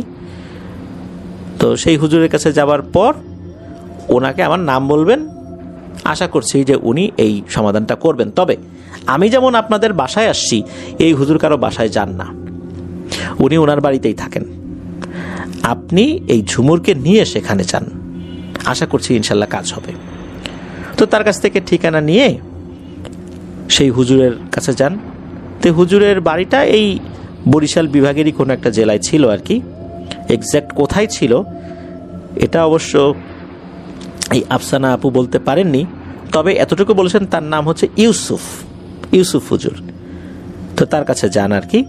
তো তার কাছে যাবার পর ইউসুফ হুজুর যখনই দেখেছেন এই ঝুমুর খালাকে, উনি তো বুঝতে পারছেন যে সমস্যাটা কি। উনি ঝুমুর খালাকে সামনে বসিয়ে জিন হাজির করার জন্য যে আমল আছে সেটা করা শুরু করেছেন। খুব বেশিক্ষণ সময় লাগে নাই, অল্প সময়ের মধ্যেই এই ঝুমুর খালার শরীরের উপরে ওই জিনটা হাজির হয়ে যায়। আর কণ্ঠটা ছিল পুরুষ এবং মহিলা যদি মানে মিশ্রিত কণ্ঠ যেরকম হয় এরকম কণ্ঠ। অনেক সময় আমরা হিজড়া সম্প্রদায়ের যারা আছেন আর কি, তাদের কণ্ঠটা এরকম মাঝে মাঝে শুনতে পাই, নারী কণ্ঠও না পুরুষ কণ্ঠও না, একটা মিক্সড একটা কণ্ঠ এইরকম। তবে এই কণ্ঠটা এতটা তীক্ষ্ণ ছিল, মনে হচ্ছে প্রত্যেকটা শব্দ প্রত্যেকের মাথায় গিয়ে হিট করছে, মাথা ব্যথার কারণ হয়ে যাচ্ছে, এমন তীক্ষ্ণ শব্দ ছিল প্রত্যেকটা ওয়ার্ড। তো এই জিনটা হাজির হয়ে বলছে, আবার আমাকে কেন ডাকা হয়েছে? আমি তো বলছি যে এই মেয়েকে ছাড়িয়ে আমি যাব না, এই মেয়ের কারণে আমি অনেক কিছু ছাড়ছি, একে ছেড়ে তো আমি যেতে পারবো না, সম্ভব না। তখন সেই ইউসুফ হুজুর বলেন, কি সম্ভব কি সম্ভব না সেটা অনেক পরের বিষয়, তুমি আমার গণ্ডির মধ্যে চলে আসছো, তুমি এটা ভাইবো না তুমি ইচ্ছা মতো এই গণ্ডি ছেড়ে যেতে পারবা, আমি সেই হুজুর না, তুমি অবশ্যই একে ছেড়ে যাবা। তখন ওই জিনটা বলে, না সম্ভব না, এটা সেইটা বলতে বলতে ওই হুজুর নাকি ওই জিনটাকে বন্দি করে ফেলেন। আর বন্দি যখন করে ফেলেছেন তখন ওনার স্টুডেন্ট কয়েকজন স্টুডেন্টকে বলেন যে একটা বিশেষ পদ্ধতি বলেন আর একটা জায়গার কথা বলেন, যে ওখানে গিয়ে মাটির অনেক নিচে যেন এই বোতলটা মাটির নিচে পুঁতে দেওয়া হয়।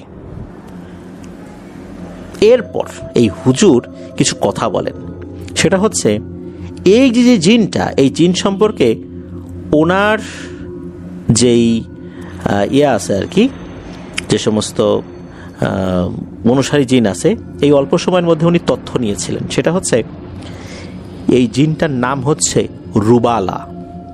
এই রুবালা এ খুবই শক্তিশালী একটা জিন। আর এই রুবালা জিনটা মূলত গোত্র ছাড়া একটা জিন, তবে এ গোত্রের ভেতরেই ছিল, এর বাবা গোত্রের রাজা। এরা 7 ভাই বোন, কয়জন ভাই কয়জন বোন এটা বোঝা যায় না বা জানা যায়নি, 7 ভাই বোন। যখন এই রুবালা এই মেয়ের পিছু পড়েছে, এই খবরটা যায় এই গোত্র প্রধান তার বাবার কাছে আর কি। এরা পিশাচ শ্রেণীর জিন, এরা মানুষদেরকে খুবই তুচ্ছ তাচ্ছিল্য করে, মানুষদের সংস্পর্শে আসবে এটা আসলে মানতে চায় না। ওই গোত্র প্রধান অর্থাৎ রুবালার বাবা বলেন যে সি সি সি সি সি তুমি শেষ পর্যন্ত একটা ইনসান নারীর পিছনে পড়ে গেছো, এটা তো আমাদের উসুলের খেলাফ, আমাদের বৈশিষ্ট্যের সাথে এটা যায় না, তুমি এটাকে ছাড়ো, এখনো সময় আছে, আর আমি কোনো কথা শুনতে চাই না। তখন নাকি রুবালা তার বাবাকে বলছে, না আমি একে ছাড়বো না, আমি একে বিয়ে করব। তখন রুবালার বাবা বলছেন, তোমার হাতে 2টা পথ, কোনটা তুমি বেছে নিবা?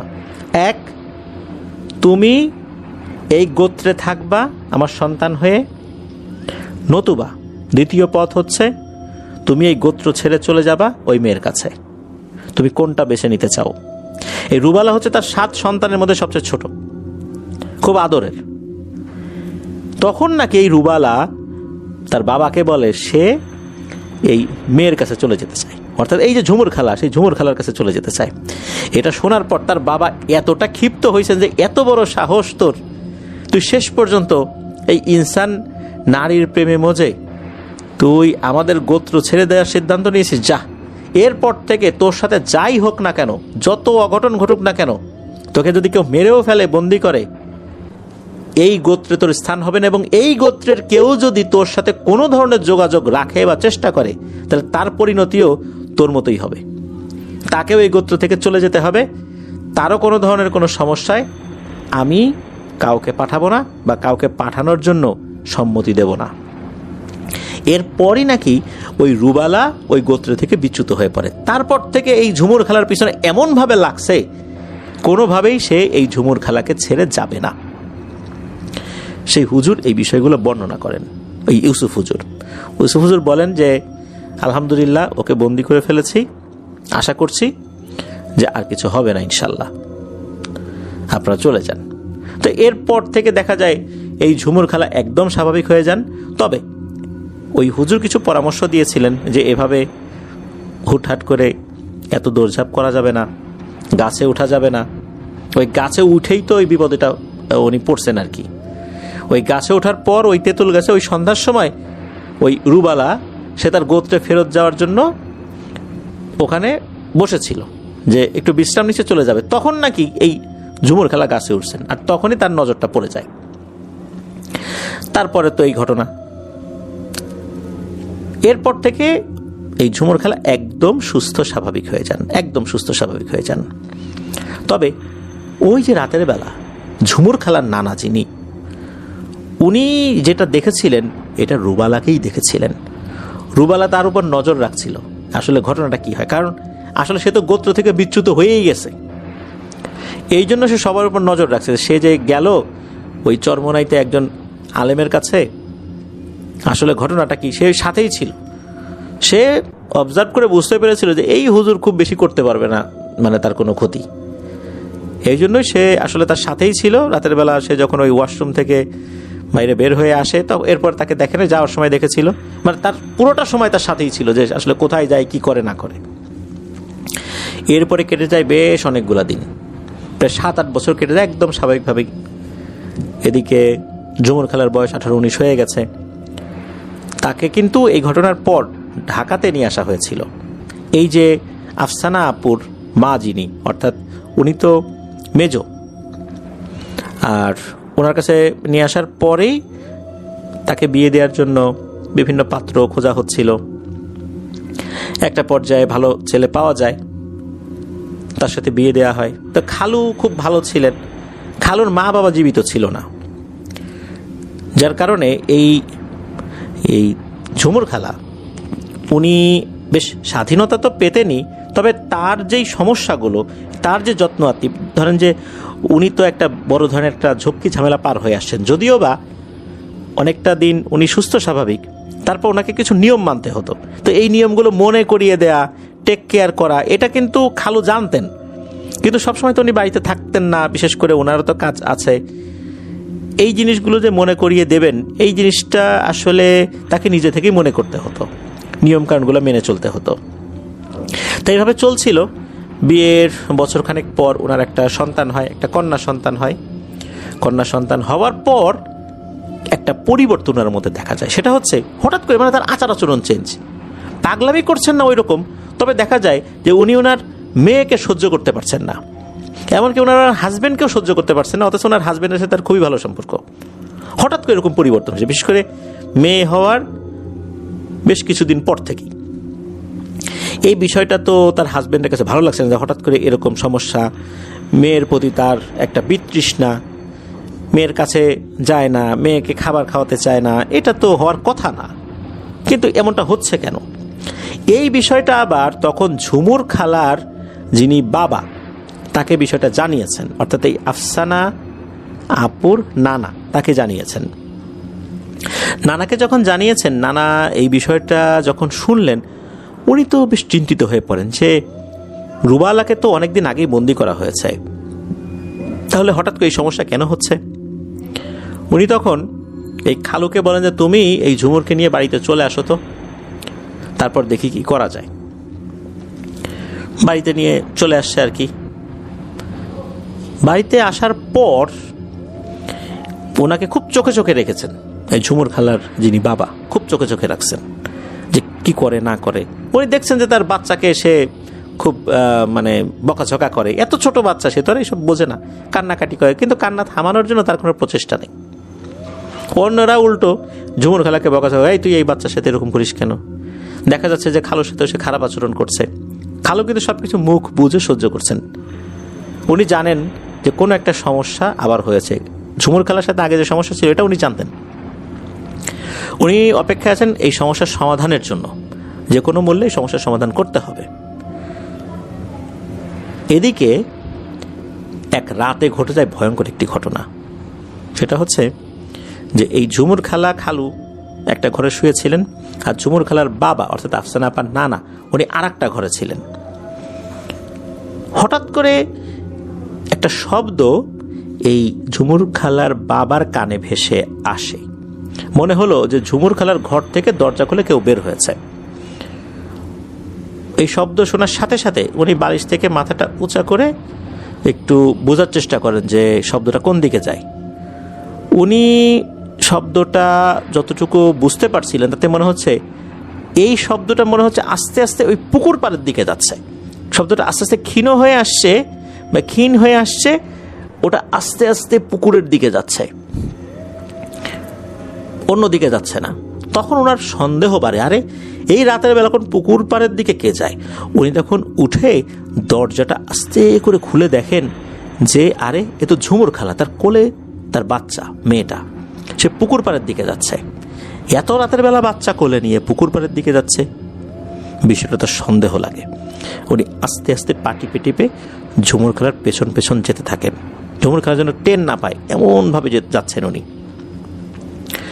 উনি যখন আস্তে আস্তে কাছাকাছি গিয়েছেন, এই সময় খেয়াল করেন ঝুমুর খালা তার কোলে থাকা বাচ্চাটাকে পুকুরের পানিতে ছুঁড়ে ফেলার জন্য অ্যাটেম্প নিয়েছেন। আমরা যদি কোনো কিছু পানিতে ছুঁড়ে ফেলতে চাই, ঠিক ছুঁড়ে ফেলার পূর্ব মুহূর্তে আমরা যেরকম অ্যাটেম্প নেই, ওই রকম অ্যাটেম্প নিয়েছেন, মানে শরীরের শক্তি সঞ্চয় করছেন, এখনই ছুঁড়ে ফেলবেন।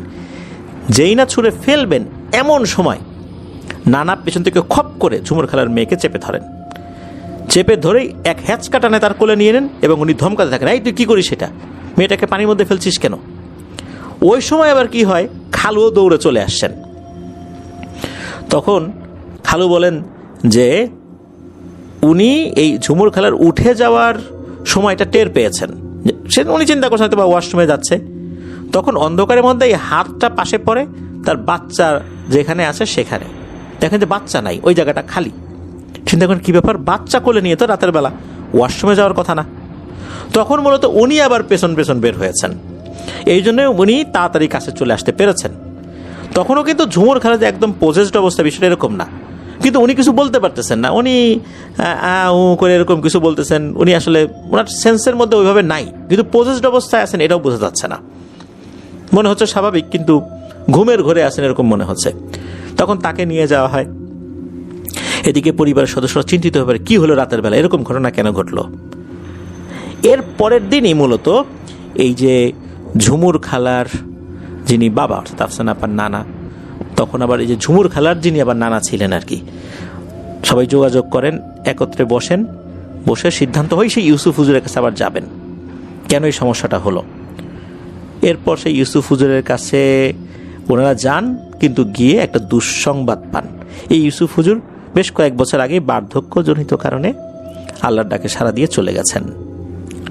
এখন কি হবে, এই সমস্যার সমাধান এখন কিভাবে হবে, এটা নিয়ে তো খুব চিন্তায় পড়ে গেলেন যে কার কাছে যাব। এই রুবালা কি আবার ফেরত আসলো, নাকি নতুন কোনো জিনিসে উপদ্রব শুরু করেছে। এদিকে হয় কি, এক রাতে খালু শুয়ে আছেন, হঠাৎ করে ঘুমের ঘরে মনে হলো তার বুকের উপর ভয়ঙ্কর কিছু চেপে বসেছে। তাকিয়ে দেখেন এই ঝুমুর খালা তার বুকের উপর চেপে বসেছেন, তার চুল এলোমেলো, তার গলা চেপে ধরেছেন, বলছেন যে তুই আমাকে কি ছাড়বি, তুই আমাকে ছাড়, আর এই ঝুমুরকে কোনো ধরনের কোনো কষ্ট দিবি না, যদি কোনো ধরনের কষ্ট দিছিস তাহলে কিন্তু তোকেও আমি শেষ করে দিব। তো এই যেরকম কথা বলছে, খালু তো চিৎকার করার চেষ্টা করছেন। তো এরকম চিৎকার চেঁচামেচির ভিতর দিয়ে কিন্তু আবার এই যে ঝুমুর খালার বাবা অর্থাৎ আফসানা আপার নানা, উনি এই শব্দটা শুনে তাড়াতাড়ি করে ওনাদের ঘরে ঢুকে পড়ছেন। ঘরে ঢুকে এই বুকের উপর থেকে ঝুমুর খালাকে সরিয়ে দিয়েছেন। তখন ঝুমুর খালা একটু স্বাভাবিক হয়েছেন, উনি আসলে বলতেই পারেন না এগুলো কি হচ্ছে। এদিকে এই যে খালু, উনি ঘুমের ঘরে একটা স্বপ্ন দেখতে থাকেন। উনি স্বপ্নে দেখেন একটা অবয়ব, ভয়ঙ্কর চেহারা একটা অবয়ব তাকে বলছে, তুই এই মেয়েটাকে এমনি এমনি ছেড়ে দে, তোকে আমি অনেক কিছু দেব, স্বর্ণ দেব, এটা দেব, সেটা দেব, এরকম অনেক কিছু দেওয়ার লোভ দেখায়। শুধু তাই না, এই খালু উনি যেই আলমারির মধ্যে জামা কাপড় রাখতেন, জামা কাপড় নেওয়ার সময় দেখতে যে জামা কাপড়ের ভাঁজে ভাঁজে অনেক মোটা মোটা স্বর্ণের গহনা আছে। উনি বুঝতে পারতেন যে এই স্বর্ণের গহনা তাকে লোভ দেখাচ্ছে। ওই পিশাচটা রুবালা, পিশাচটা লোভ দেখাচ্ছে, স্বপ্নের মধ্যে দেখায় যে এই যে স্বর্ণের গহনা আমি তোকে দিলাম, তুই এটা নে। উনি কি করতেন, যখনই দেখতেন যে স্বর্ণের গহনা এরকম দামি দামি জিনিস, যেটা যেখানে ছিল ওটা ওখানেই রেখে দিতেন। পরে গিয়ে দেখতেন ওটা নাই, কারণ উনি ওটা গ্রহণ করেন নাই। ওটা আবার নিয়ে যেত নাকি, যেহেতু উনি এটা অ্যাকসেপ্ট করতেন না। উনি স্বপ্নের মধ্যেই বলতেন, তুই যত চেষ্টাই করিস আমি ঝুমুরকে ছাড়বো না, তুই ছেড়ে চলে যা, তুই অহেতুক আমাদের স্বামী স্ত্রীর মধ্যে ঝামেলা বাঁধাতে আসছিস, তুই যা, চলে যা। তো এইভাবে নাকি কথা কাটাকাটি হতো। ঝুমুর খালাও নাকি স্বপ্নের মধ্যে দেখতেন যে ওই জিনিসটা আসে, এসে তাকে বলে, তুই তোর স্বামীকে ছেড়ে দে, তুই আমার কাছে চলে আয়। এখন কথা হচ্ছে যে এই রুবালা এত শক্তিশালী, সে কেন স্বপ্নের মধ্যে এসে এই জিনিসগুলা বলে, কেন সে এসে ঝামেলা করছে? আসলে ঘটনাটা কি? এত শক্তিশালী হয়েও কেন সরাসরি এসে হিট করতে পারছে না সেইভাবে, কেন পরোক্ষভাবে হিট করছে? এটা আসলে বুঝতে পারছে না ওনারা। খোঁজ খবর নেওয়ার চেষ্টা করছেন যে কোথায় ভালো কোনো হুজুর আছে। তবে এক পর্যায়ে একজন ভালো হুজুরের সন্ধান পান। সেই হুজুর অনেক কঠিন কঠিন সমস্যার সমাধান আল্লাহর রহমতে করেছিলেন। সেই হুজুরের কাছে গিয়ে বিষয়গুলো যখন খুলে বলেন, তখন সেই হুজুর বলেন যে ঠিক আছে, আমি একটু তথ্য সংগ্রহ করি, এরপর আমি আপনাদের বাড়িতে আসবো ইনশাল্লাহ। এটা আপনাদের বাসায় বসে কাজ করতে হবে, এখানে বসে কাজ করা যাবে না। এরপর উনি কয়েকদিন সময় নেন, এই সময়ের মধ্যে উনি বেশ কিছু আমল দেন, সেগুলো পালন করতে বলেন যে এইগুলো করে যেতে হবে উনি আসার আগ পর্যন্ত। তো উনি এসেছেন, উনি একাই এসেছেন। উনি যখন আসেন উনি বলেন যে রাতের বেলা উনি একটা কাজ করবেন, এই ঝুমুর খালার যে ঘর, এই ঘরে বসে কাজ করবেন উনি। ঝুমুর খালা সেই ঘরে থাকবে, যা কিছু হয়ে যাক, বাইরে যত ভয়ঙ্কর কিছুই হোক না কেন, কোনো অবস্থাতেই বাইরে বের হওয়া যাবে না, এটা উনি বলে দেন। আর ঝুমুর খালার যেই মেয়ে, ছোট মেয়ে, তারপরে খালু, তাদেরকে অন্য রুমে থাকতে হবে, এরকম একটা বিষয় বলে দেন। রাতের বেলায় এশার নামাজের পর, ওই সময় তো এশার নামাজের পর কেন, মাগরিবের নামাজের পরই মানুষজন ঘুমিয়ে যেত। তাও কিন্তু খুব বেশি দিন আগের কথা না, এটা আমরা বলছি এই 2000 সাল বা তার কয়েক বছর আগের কথা আর কি। কিন্তু প্রত্যন্ত এলাকা তো, সেই এলাকাগুলোর বাস্তবতায় আর কি আমাদেরকে বিষয়টা চিন্তা করতে হবে। একদম শহরের বাস্তবতায় তো আমরা চিন্তা করলে এটা বুঝতে পারবো না। এশার নামাজের পর উনি কাজ শুরু করেছেন। কাজ শুরু করার কিছুক্ষণ পরেই মনে হচ্ছে আশেপাশে ঝড় বাদল শুরু হয়ে গেছে, ভেঙে চলে যাচ্ছে সবকিছু। এটা যে একটা কাকতালীয় মায়াজাল বিষয় এরকম নাই, এমন ঝড় বাদল শুরু হয়েছে, গাছগুলোর ডালগুলো চালের উপর আছড়ে পড়ছে, অথচ সেই সময়টা ঝড় বাদলের সময় না। চিৎকার চেঁচামেচি, বাইরে অনেক চেঁচামেচি। এদিকে ওনারা তো বুঝতে পারতেন যে এই ধরনের সমস্যার সমাধান যখন কেউ করে, এই ধরনের আলামতগুলো দেখা যায়। ওনারা তো বাইরে থেকে বের হচ্ছে না, শব্দ শোনা যাচ্ছে, ঝুমুর খালা চিৎকার করছেন, এরকম শব্দ শোনা যাচ্ছে, তো ওনারাও আর বের হচ্ছে না। অনেকক্ষণ পর সব কিছু একদম স্বাভাবিক। তারপর ওনারা কি বের হবেন? না, বের হওয়া যাবে না। উনি বলেছিলেন যে ফজরের আজানের আগ পর্যন্ত কেউ বের হবে না, যা কিছু হোক না কেন, বের হওয়া যাবে না। এরপর ওনারা ফজরের আজান যখন শুনেছেন, এরপর বের হয়েছেন। বের হওয়ার পর ওই ঘরে গিয়ে দেখেন যে ঝুমুর খালা বিছানার উপর একদম দিব্যি স্বাভাবিকভাবে ঘুমিয়ে আছেন, নিশ্চিন্ত মনে। ওনাকে দেখে বেশ ভালো, সুস্থ, স্বাভাবিক বলে মনে হচ্ছিল। আর যে হুজুর, উনি নাই, দরজা খোলা। সবাই তো চিন্তায় পড়ে গেলেন, সর্বনাশ, কি হইলো? হুজুরকে কি তুলে নিয়ে গেল জিনে, নাকি মেরে ফেললো, কি হলো? সবাই তো চিন্তায় পড়ে যান। এদিকে হুজুরের ফোন নাম্বারও নাই, তখন তো ফোনের ব্যবহার এতটা শুরু হয় নাই। হ্যাঁ, ফোন ছিল, ওই যে দোকানে দোকানে ছিল, বাজারে দেখা যেত একটা ফোনের দোকান, ওই কয়েক টাকা দিয়ে ফোন করতে হতো, ওরকম আর কি। তো হুজুরের ফোন নাম্বারও ছিল না, হুজুর আসছিল না দূর থেকে, তো হুজুর কোথায় চলে গেলেন, কোনো বিপদ আপদ হলো কিনা, এটা নিয়ে ওনারা খুব চিন্তিত ছিলেন। এরপর হুজুরের সন্ধানে মূলত যে যাবেন, এই বিষয়েও কিন্তু আমার নিষেধ ছিল যে আপনারা কিন্তু আমার সন্ধান করার চেষ্টা করবেন না, যা কিছুই হোক না কেন। এদিকে এই বাড়ির লোকজন হুজুরের সন্ধানে যেতেও পারছেন না। 1-2 দিন পর হুজুর নিজেই আসেন। নিজেই আসার পর উনি বেশ কিছু এমন চমকপ্রদ তথ্য দেন যেটা আসলে গা শিউরে ওঠার মতো। উনি বলেন যে এই যে রুবালা, এই রুবালা মূলত যেখানে বন্দি ছিল, ওখানে যখন একটা কাজ ধরা হয়, এক্সকেভেটর দিয়ে মাটি খনন করা হচ্ছিল, তখন ওই বোতলটা ভেঙে যায় আর রুবালা বের হয়ে আসে। দীর্ঘদিন সে ওই বোতলের মধ্যে বন্দি থাকার কারণে তার শক্তি এতটাই কমে গিয়েছিল, একদম স্বাভাবিক একটা জিন, যার তেমন কোনো শক্তিই নেই, হাঁটাচলা করার শক্তি আছে এরকম একটা জিন হয়ে যায় সে। তার কোনো শক্তি ছিল না। এদিকে তার শক্তি বৃদ্ধির দরকার ছিল, এদিকে এই মেয়ের কারণে সে বন্দি ছিল, তার শক্তি কমে গেছে, এটা তো একটা সমস্যা। এদিকে তার শক্তি বৃদ্ধিও প্রয়োজন, শক্তি বৃদ্ধি করতে হলে তার অন্য জিনদের সাহায্য সহযোগিতা প্রয়োজন।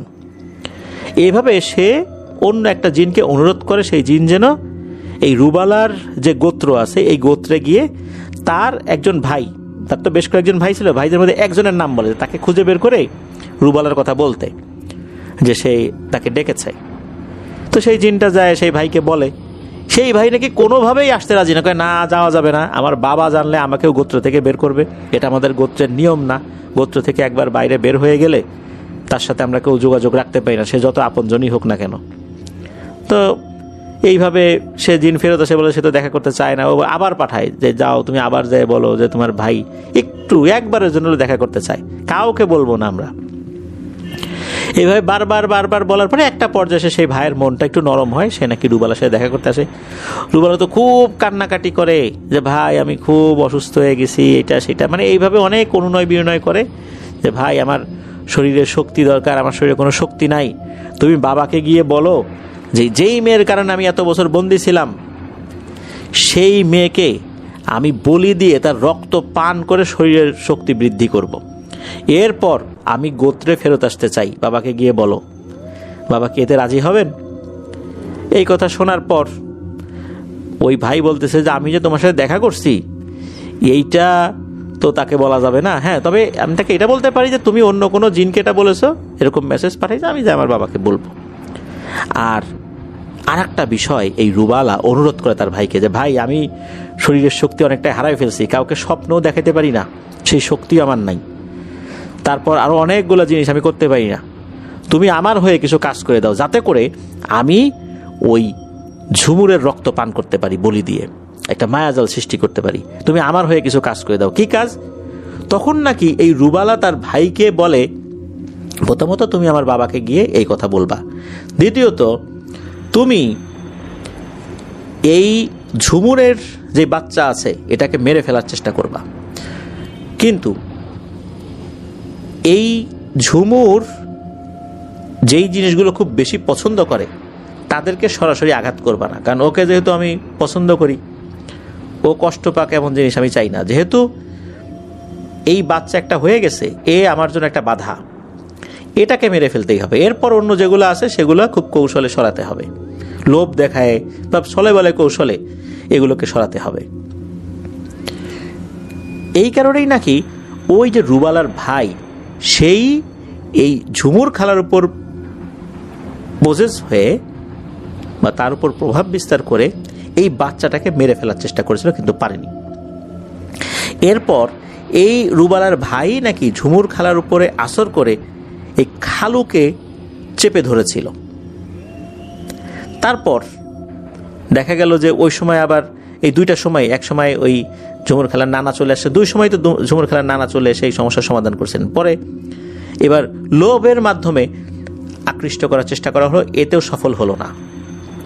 এদিকে তার বাবাকে গিয়ে যখন এই রুবালার কথা বলেছে যে রুবালা ভুল বুঝতে পারছে, সে এই ঝুমুরের রক্ত পান করে সে এখানে ফেরত আসতে চায়, সে তার ভুলের প্রায়শ্চিত্ত করতে চায়।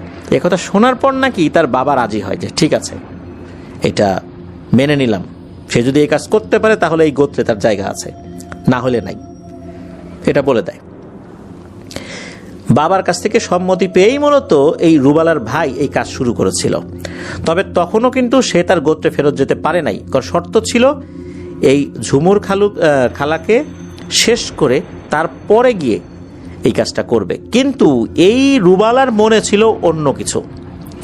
রুবালা তার আসলে শরীরের শক্তি বৃদ্ধি করতে চাচ্ছিল, তার ক্ষমতা বৃদ্ধি করতে চাচ্ছিল। সে কোনোভাবেই গোত্রে ফেরত যাবে তা না, সে এই ঝুমুর খালাকে নিয়ে চলে যাবে, এটা ছিল তার একটা প্ল্যান, ধোঁকাবাজি।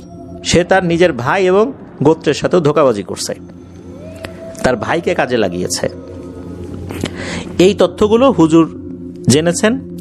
তো হুজুর যখন এখানে আসছেন শুরু করেছেন ওনার রুকিয়া শুরু করার সময় উনি যেটা করেছেন, ওনার অনুগত খুব শক্তিশালী 10টা জিনকে উনি পাঠিয়েছেন এই রুবালাকে ধরে আনার জন্য। যখনই নাকি ধরতে গেছেন তখন দেখা যায় যে ওই রুবালার সাথে তার ওই ভাইটাও আছে এবং ওই ভাইয়ের অনুগত আরও কিছু জিন আছে, সেগুলোও সেখানে আছে। তো তাদের সাথেই মূলত তুমুল যুদ্ধ শুরু হয়। রুবালাকে পাকড়াও করতে সমর্থ হয়, পাকড়াও করে একটু নিয়ে আসার পরে ওগুলো এসে আক্রমণ করে, আবার ওদেরকে দূরে সরায় দেয়, আবার আসে। এইভাবে কিন্তু দীর্ঘ সময় ধরে চলেছে। চলতে চলতে এইখানে যখন এই বাড়ির উপর চলে এসেছে তখনই আবার তুমুল যুদ্ধ শুরু হয়ে যায়। সেখানে এই 10 জন জিনের একজন জিন শাহাদাত বরণ করে, আর এই রুবালাকে তারা চূড়ান্তভাবে বন্দী করতে সক্ষম হয়। আর যখনই বন্দী করেছে তখন নাকি এই জিনেরাই তাদের জগতে রুবালাকে বন্দী করে নিয়ে গেছে। যেহেতু রুবালার হাতে একজন জিনের মৃত্যু হয়েছে, এই অপরাধে তাকে বন্দী করে নিয়ে যাওয়া হয়েছে। একে আর মুক্তি দেওয়ার কোনো সুযোগ নাই। হতে পারে তাকে শিরোচ্ছেদ করা হতে পারে বা যে কোনো কিছু করা হতে পারে, তবে সেই বিষয়ে আর জানা যায় নাই যে আসলে কি হয়েছে। এটা ওই জিনেদের বিষয়। জিনেরা বলেছে যে ওর বিচার আমরা করব। আর একটা বিষয়, সেটা হচ্ছে রুবালার গোত্র যখন জানতে পেরেছে, বিশেষ করে রুবালার বাবা, যে রুবালা আবার এই মেয়ের কারণে তাদের সাথে একটা প্রতারণা করেছে, তখন রুবালার বাবা খুব ক্ষিপ্ত হয়েছে যে আবার সেই ওই মেয়েকে নিয়েই আমাদের সাথে প্রতারণা করলো, ওর যা কিছু হয়ে যাক, এখন আর ওর সাথে আর কেউ সম্পর্ক করবে না। ও দ্বিতীয়বার ধোঁকা দিল। এই কারণে রুবালাকে বন্দী করার পর তাদের তরফ থেকে নাকি উদ্ধারের তেমন কোনো প্রচেষ্টা আসলে লক্ষ্য করা যায়নি। এরপর থেকে আল্লাহর রহমতে ঝুমুর খালা একদম স্বাভাবিক। ওনার আর একটা ছেলে সন্তান হয়েছিল। ঝুমুর খালা বর্তমানে উনি চিটাগাং রোডে থাকেন, নারায়ণগঞ্জের চিটাগাং রোডে থাকেন। খালু আছেন, খালা আছেন, তাদের 2 সন্তান আছে। ঝুমুর খালার যেই মেয়ের কথা আমরা বলেছিলাম, সেই মেয়েকে উনি বিয়ে দিয়েছেন। সেই মেয়ের আবার সন্তানাদি হয়েছে। আর ঝুমুর খালার যে ছেলে হয়েছে, সেই ছেলে বর্তমানে মাদ্রাসায় লেখাপড়া করে। ছেলেটা ছোট, কেবল শুরু করেছে লেখাপড়া আর কি। তো তাদের জন্য দোয়া চেয়েছেন। আমরা ঝুমুর খালা, খালু, তার সন্তানদের জন্য দোয়া করি। আর প্রিয় লিসেনার্স, এই ঘটনাটা শুনলেন, রুবালা সে এই ঝুমুর খালার জন্য তার গোত্র ছেড়ে চলে আসছিল। যদিও বা এই রুবালার গোত্রের জিনেরা পিশাচ সম্প্রদায়ের, তারা মানুষকে খুবই তুচ্ছতাচ্ছিল্য করে, অপমান করে, এবং অপমান করেই বরং তারা মানুষের সান্নিধ্যে আসতে চায় না। তারাও অনেক শক্তিশালী। এই কারণেই নিজের ছেলেকে গোত্র থেকে বের করে দিয়েছিল। ঝুমুর খালার বাবা যিনি, উনি এখনো জীবিত আছেন, জানিয়েছেন আমাদেরকে আফসানা আপু জানিয়েছেন যে উনি যখন বিয়ে করে শ্বশুরবাড়িতে আসেন, ওনার শ্বশুর শাশুড়ি কাছ থেকেও বেশ কিছু ঘটনা উনি শুনেছেন, ওনার শ্বশুরবাড়ির লোকদের কাছ থেকে। আরও কিছু ঘটনা ওনার কাছে আছে, উনি পর্যায়ক্রমে সেগুলো পাঠাবেন বলে জানিয়েছেন। আফসানা আপু এবং তার হাজব্যান্ড সোহান ভাই, দুজনের জন্য শুভকামনা রইল। আশা করি আপনাদের কাছ থেকে আরও অনেক ঘটনা ইনশাল্লাহ আমরা পেতে থাকব। প্রিয় লিসেনার্স, আজকের এপিসোড এ পর্যন্তই ছিল। যারা ঘটনা পাঠিয়েছেন, তাহিয়ান আল আশফানুর রহমান আর আফসানা আপু, আপনাদের দুজনের জন্যই শুভকামনা রইল। যারা কষ্ট করে পুরো এপিসোডটি শুনলেন, তাদের জন্য শুভকামনা রইল আমাদের সাথে থাকার জন্য। এভাবেই আমাদের সাথে থেকে আমাদেরকে সাপোর্ট দিয়ে যাবেন আশা করছি। প্রিয় লিসেনার্স, আপনাদের সাথে ঘটে যাওয়া আপনাদের জানা সত্য ভয়ের ঘটনাগুলো আমাদেরকে লিখে বা রেকর্ড করে ইমেল করতে পারেন afnandarhorwalbd@gmail.com এই ইমেল অ্যাড্রেসে। এপিসোডের ঘটনাগুলো কেমন লাগলো তা জানিয়ে এই ভিডিওর কমেন্ট সেকশনে কমেন্ট করতে পারেন। এছাড়া আমাদের ফেসবুক পেজের গ্রুপ রয়েছে আপনাদের হরলামে, সেখানে গিয়েও আপনাদের মতামত জানাতে পারেন। এই ভিডিওর লাইক বাটন প্রেস করতে ভুলবেন না। ভিডিওর লিঙ্কটাও বেশি বেশি করে শেয়ার করে দেবেন অনুরোধ করছি, যাতে করে যারা সত্য ভয়ের ঘটনা শুনতে ভালোবাসেন তাদের কাছে আপনাদের হরর ওয়ার্ল্ড পৌঁছাতে পারে। তাদের কাছে যখন আপনাদের হরর ওয়ার্ল্ড পৌঁছাবে, তারাও আমাদেরকে ঘটনা পাঠাতে উৎসাহিত হবেন। তারাও তাদের সাথে ঘটে যাওয়া তাদের জানা সত্য ভয়ের ঘটনাগুলো আমাদেরকে লিখে বা রেকর্ড করে ইমেল করতে পারবেন। এভাবেই ইনশাল্লাহ অনেকটা পথ আমরা একসাথে পাড়ি দিতে চাই। প্রিয় লিসেনার্স, আগামীকাল সোমবার হরর নাইটের নতুন আরও একটি আয়োজন নিয়ে ইনশাল্লাহ হাজির হচ্ছি। সবাই ভালো থাকবেন, সুস্থ থাকবেন। আমার জন্য দোয়া করবেন, আমার পরিবারের জন্য দোয়া করবেন। আপনাদের জন্য দোয়া রইল, আপনাদের পরিবারের প্রত্যেকের জন্য দোয়া রইল। মহান আল্লাহ সুবহানাহু ওয়া তাআলা আমাদেরকে ভালো রাখুন, সুস্থ রাখুন, নিরাপদে রাখুন, আফনান দ্য হরর ওয়ার্ল্ডের সাথে রাখুন। আসসালামু আলাইকুম।